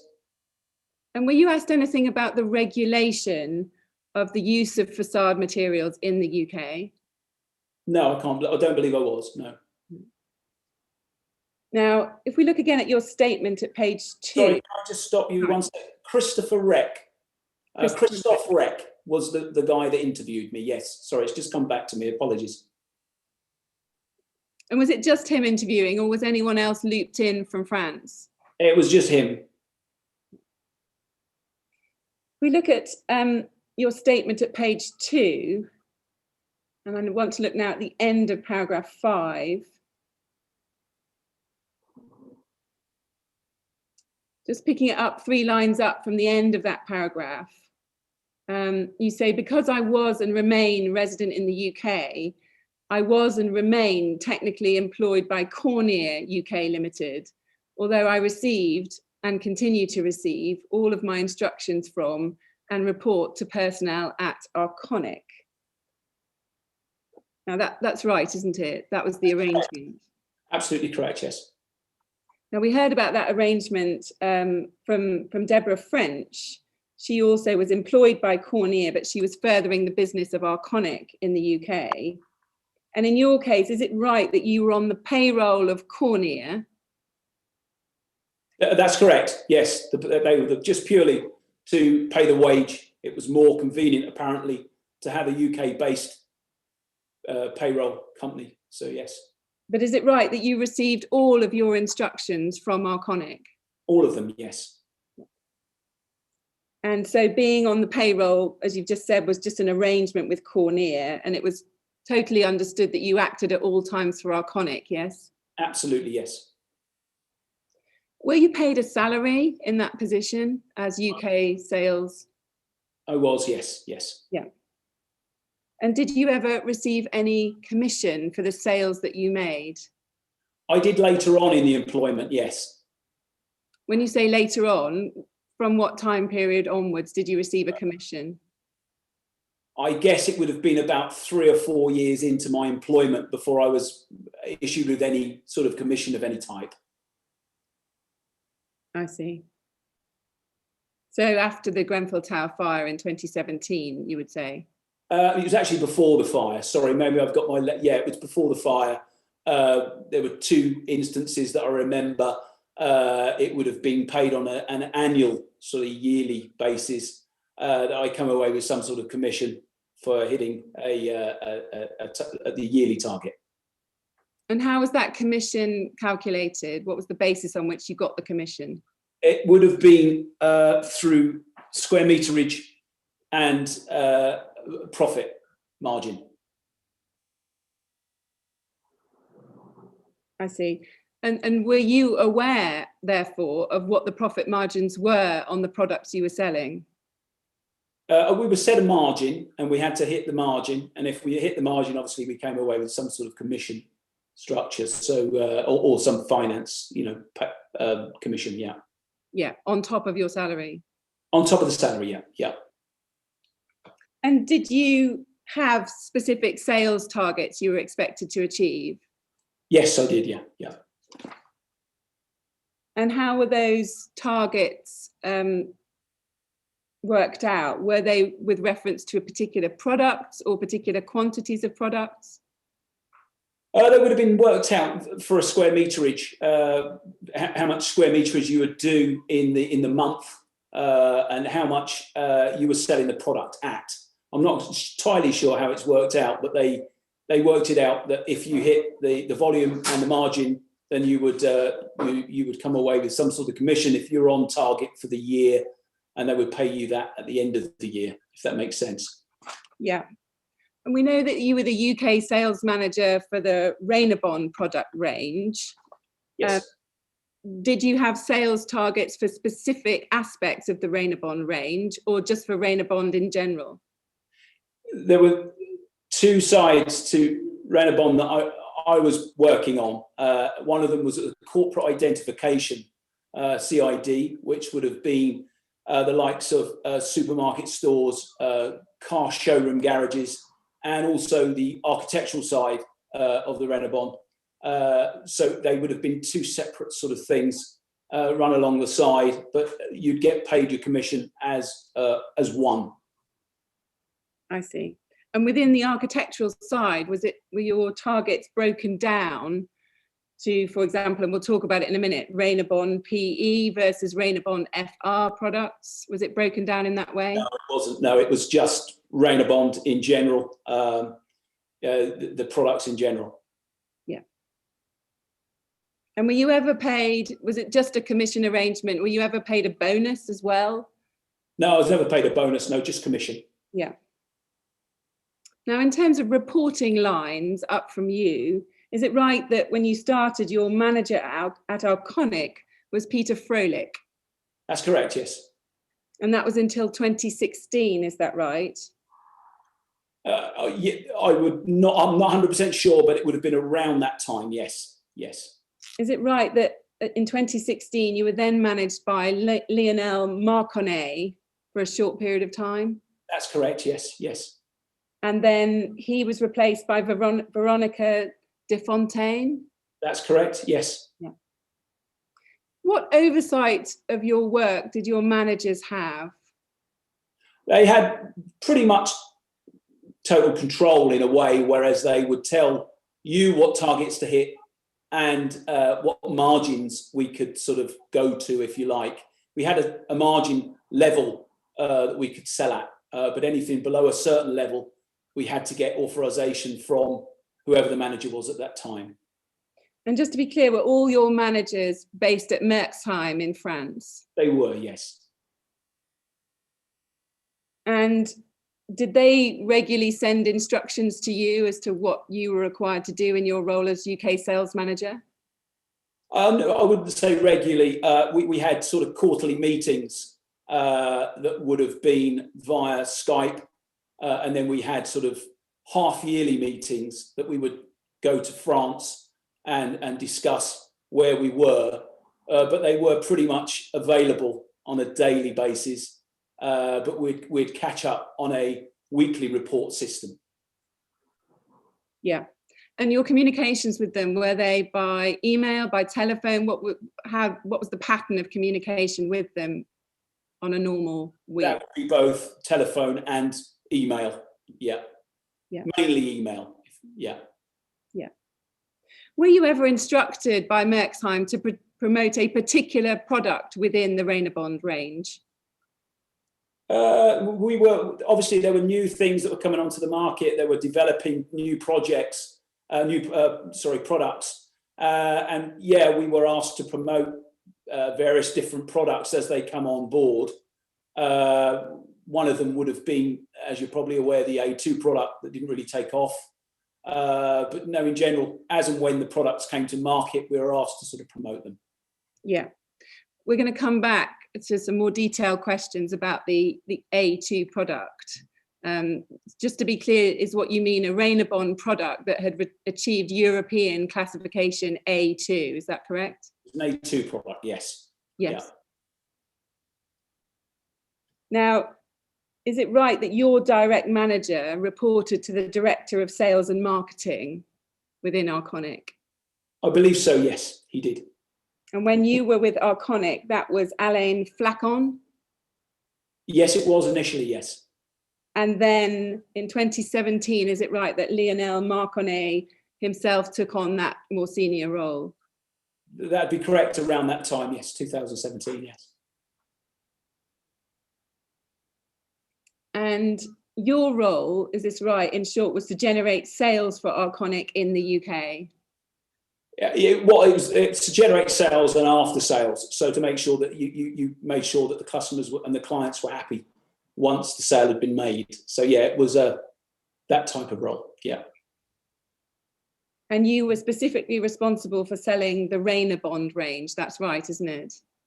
It was Rainabond, yes. We know that when Deborah French was working for Arconic, there was another UK sales rep, a Mr. Robert Campbell, who was working on the Rainalux products. Now, was that the case when you were UK sales rep? It was, yeah, initially, and then he was taken over by somebody new. But yes, he was there when I first started, yes. Yeah, so there was somebody separate who had their eye on the Rainalux range. On the Rainalux, yeah, solid aluminium, yeah. And just help us, what's the difference between Rainabond and Rainalux? Rainalux is a solid aluminium, so there is no core. Yeah. And Rainabond, as you're aware, has a core. Yeah. And were you also responsible for selling any other composite panels, any other MCM, metal composite material panels during that time? No, it was just the ACM product and the Renadual product, which would have been a solid, two pieces of solid aluminium that were adhered together. So it was a solid one sheet of aluminium, very similar to the Renalux, but two solid pieces of material. Yeah. So you weren't responsible at all for any zinc ZCM? We occasionally got asked for ZCM, yeah, and zinc, aluminium, that type of thing. But it was very rare. There wasn't an awful lot of call for it. We went through a company, if I remember rightly, called VM Zinc. I see. So if anyone was asking for that, did you just simply direct them to VM Zinc? Yes, yes, in the end, yeah. Yeah. And do you still work for Arconic? I do still work for Arconic, yes. I've been on furlough for quite a while. I've just come off furlough, but yes, I'm still currently on their books. And what's your current role? I appreciate you're on furlough, but what's your job title? I'm sorry, it's a bit difficult at the moment because I'm not sure what my title is at the moment. I haven't got a, shall I say, I haven't got a position at Renabond at the moment. Oh, sorry, Alcoa at the moment, or Arconic at the moment. This time last year, before the pandemic took hold, what was your position within Arconic? It was very similar to what I'm doing at the moment, but it was a lot of chasing queries and looking and talking to clients that were not wanted me to come to site and have a look at site with varied issues they may have with the cladding. But the sales role had sort of died off on the architectural side, obviously due to the fire. And most of my focus was on the corporate identification market. I see. But were you still in the position of sales manager? Yes, I was. Yeah. Now, I want to ask you some questions now about your training and your induction at Arconic when you began working for them in May 2015. Let's look at your witness statement at this point. If we go to page 5 and look again at paragraph 16.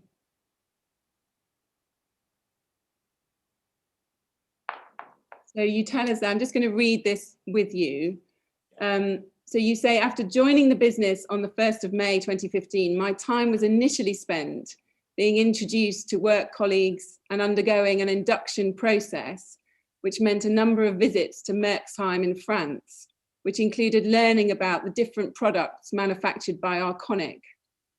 I do not remember any specific details of this training, but it would have covered at a very high level some technical points, including that the fire-resistant version of the Rainabond product was available. Because I had previously worked in sales roles in businesses operating in this sector, I had good experience working with fabricators in particular. And then you go on. In practical terms, therefore, this initial period, which included Peter Froelich coming over to the UK and introducing me to existing customers of Arconic, meant that I started my active role as UK sales manager in approximately early July 2015.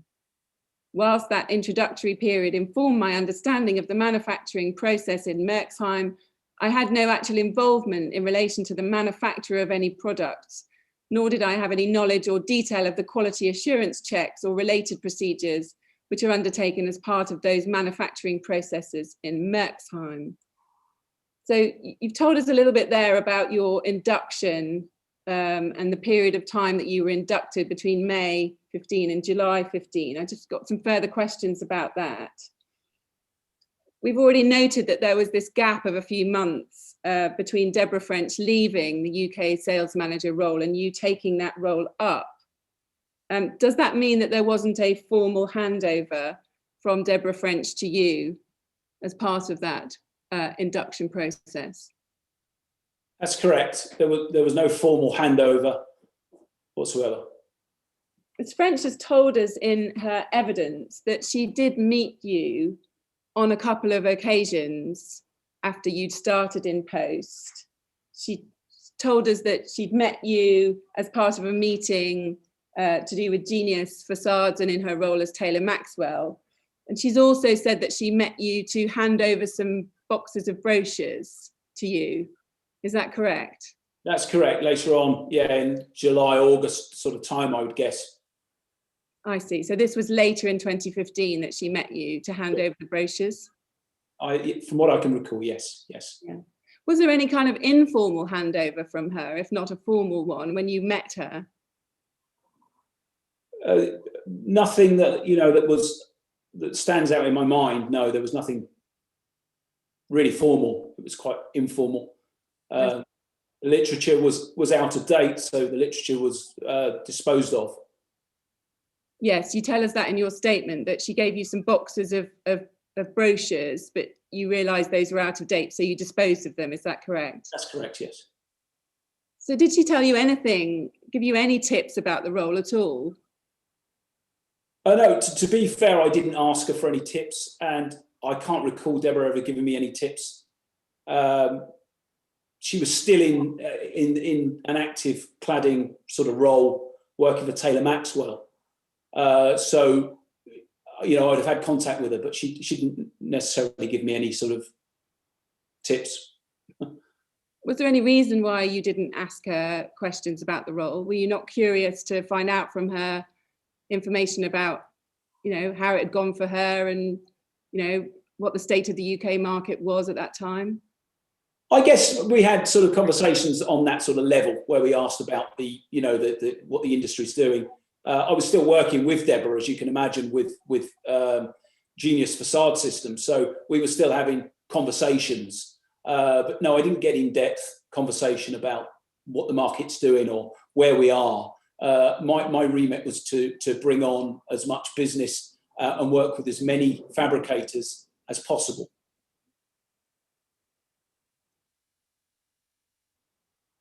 You've told us a little bit about your induction at paragraph 16, and you've said that effectively that induction process went from May to July. Is that right? Around about July time, yes, yes. And was it a gradual induction process, or did you have a kind of intensive period of time when you received training during that time? From what I can remember, it was a block training. So I had a week or 4 days in France with training various different sort of aspects. And then I came back to France a few weeks later for some additional training. So it would have been spread over a 2-week, 3-week period, thereabouts. And just help us, that training, particularly the training you had in France, did that include any training on the technical aspects of ACM and the Rainabond product range? No, I met the technical team. I was introduced to all of the team in the technical team, and reassured that, you know, that they were there for me every step of the way. And, you know, it's only a phone call away if I need them. So the technical were there for complete backup, but no real technical training as such, no. Who did you meet in that technical team? Bear with me, names are terrible. It would have been Claude Varley and Nicola Remy. They're the only two people I can imagine. There were 4 or 5 members at that time in the technical team, or I should say 4 or 5, but they were the 2 main players. And did they give you any form of technical presentation or technical briefing on the products you were to sell? No, they'd go over the projects, the products even, and explain what they are, what their purposes are, but nothing in depth. You know, it was just what the product is. Did you receive any briefing from them about the fire performance of the products at that stage? No, none whatsoever.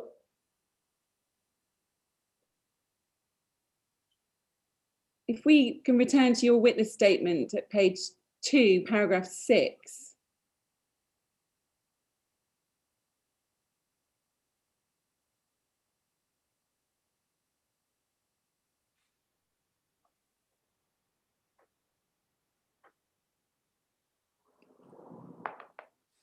If we look at the very end of that paragraph, I just want to look at that final sentence. You say, prior to joining Arconic, my knowledge of ACM as a product was relatively limited. And you've explained to us this morning that you were mainly involved on the MCM side in your previous role at Category Cladding. Can we just have a look at a document now? This is INQ 30144264. This is a document you might not have seen before. It's dated May 2015. We can see at the top, 27th of May 2015. And what this appears to be is an email that contains some minutes of a meeting. Now it's sent from someone called Virgin Light, and it's sent to a number of individuals, including your boss, Peter Froelich, and others. Claude Schmidt is on there, Claude Verle is on there. And the subject is weekly meeting, 22nd of May, 2015. And what we see in the substance of the email, we've got a hello, please find below minutes of our meeting. Please feel free to add any comment to the report. And we can see the attendees, the initials of the attendees are there. And we see CWE, which we believe to be Claude Verle. He was the head of technical sales support team in France, wasn't he? Yes, I do believe he was, yes. Yeah. And this note is around the time that you started at Arconic in May 2015. And if we can go down to page 4 of it,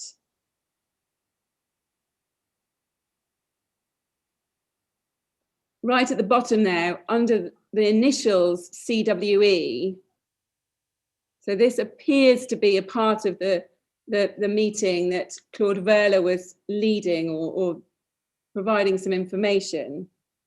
And if we look at the 4th bullet point under CWE, it says there, technical training, Vince already has very good technical knowledge in the area of cladding. Now, I just wanted to ask you about that. That indicates, at least from Mr. Verle's point of view, that you came into the job with a good technical knowledge about cladding. Is that right? I assume so, yeah. Reading that, yeah, he assumed that I had very good knowledge of cladding. Is that what you told him? Did you say, I've got good technical knowledge of cladding and cladding products? I would have done, yeah, yeah.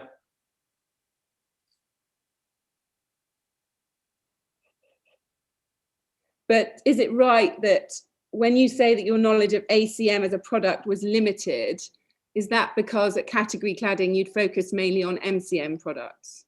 That's correct, yes. When I say cladding, it would have been metal cladding, not necessarily an aluminium composite material, but cladding, yes.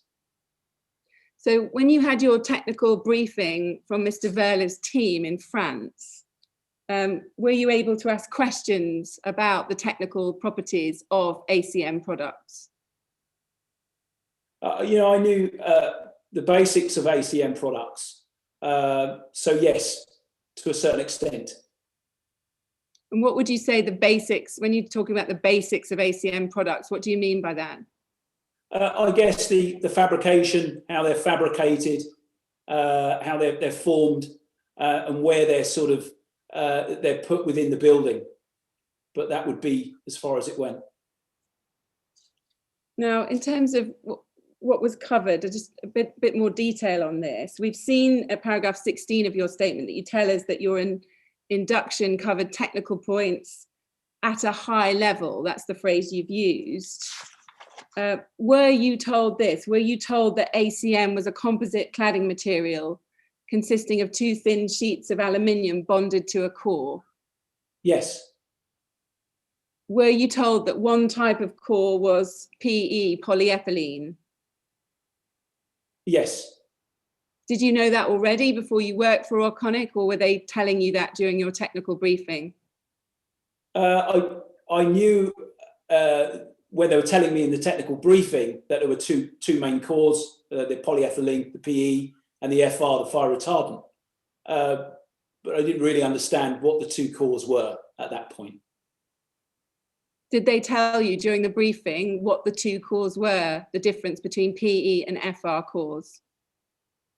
One was fire retardant. The PE is a standard core. That's how it was put. I see. Did they tell you anything about the fire property of the PE product specifically? No, I don't believe they felt the need to go or did in that case go down that road at that moment in time. No. Why don't you think they felt the need to do that? Was that explained to you? They may have done that at a later date in my training, but certainly when I first started with the company, they weren't sort of bombarding me with too much technical fire and uplifts and loads and that type of thing. It just wasn't given to me early on. I see. And how much later did you start to receive more technical information? I guess that would have been every time we had a half-yearly or yearly sales meet. The technical team would do a presentation on certain things within the materials, what they're developing, what they're moving on, and that type of thing. So I would have picked it up later on at various different sales meetings, I guess. I see. Okay. We'll come back to that. Can we just look at your witness statement at this point again? If we go to page 11 and look at what you say at paragraph 32.1.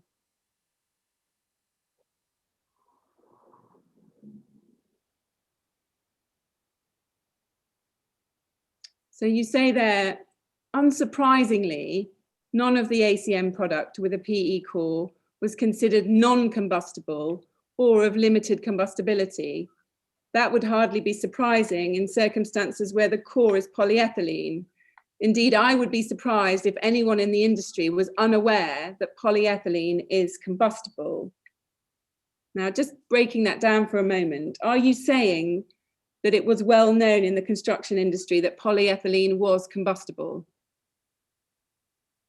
With that sent, that paragraph, I would have said that later on in my employment, that yeah, for sure, I would have known that PE was a polyethylene combustible. How combustible, I was unaware, but I knew that it was combustible of some type later on in my employment with Arconic, meaning a good few years down the line, because it was all new to me, the PE or the FR when I first started. So I make that quite clear that when we were talking about what I knew early on, initially when I first started my employment with the company, they give me basic training, although it was quite intense where it comes to product knowledge, but it wasn't so intense with the fire aspect or the wind uplift. This would have been later on in my employment, I would have realised that, yeah, it was combustible. I see. So I think what you're saying is when you started to work at Arconic, that you didn't know that PE polyethylene was combustible. Is that your evidence? Yeah, it was never mentioned. That it was a standard core. And that to me was just a standard core. I took it as a standard sort of core, whatever that meant. But yeah. You say it wasn't ever mentioned, but did you, in any event, know from your previous experience or other experience that PE was combustible? No, I can honestly say I didn't. I didn't work with PE in any other. With Action Lacing, for instance, it would have been, I guess, an FR core, because it would have been an Alucobond product. Looking back on it, but no, I didn't come across it before in any previous employment. So if you didn't know that it was combustible, with all the experience you had in the cladding industry, why are you saying there that you're surprised if anyone in the industry was unaware of that fact? As I said this later on, a few years down the line, I'll be very surprised that the people that are using it on a daily basis were not aware of it. It just doesn't make sense that, you know, if you're ordering something and you're technically minded and you're a fabricator, then you would know the difference, knowing what I know now, that they would know PE is a different core from an FR core, and they'd know what the two differences are. I see. You've said that several times, that later on you would have been surprised if no one had known. You're starting work for Arconic in May 2015. When do you mean by later on? So yeah, I would say about a year or 18 months down the line of the employment, when you get to talk to the fabricators and the people that are using the product on a daily basis. You know, you learn an awful lot. And yeah, it would have been a good 18 months, 2 years before I knew the complete difference between the two.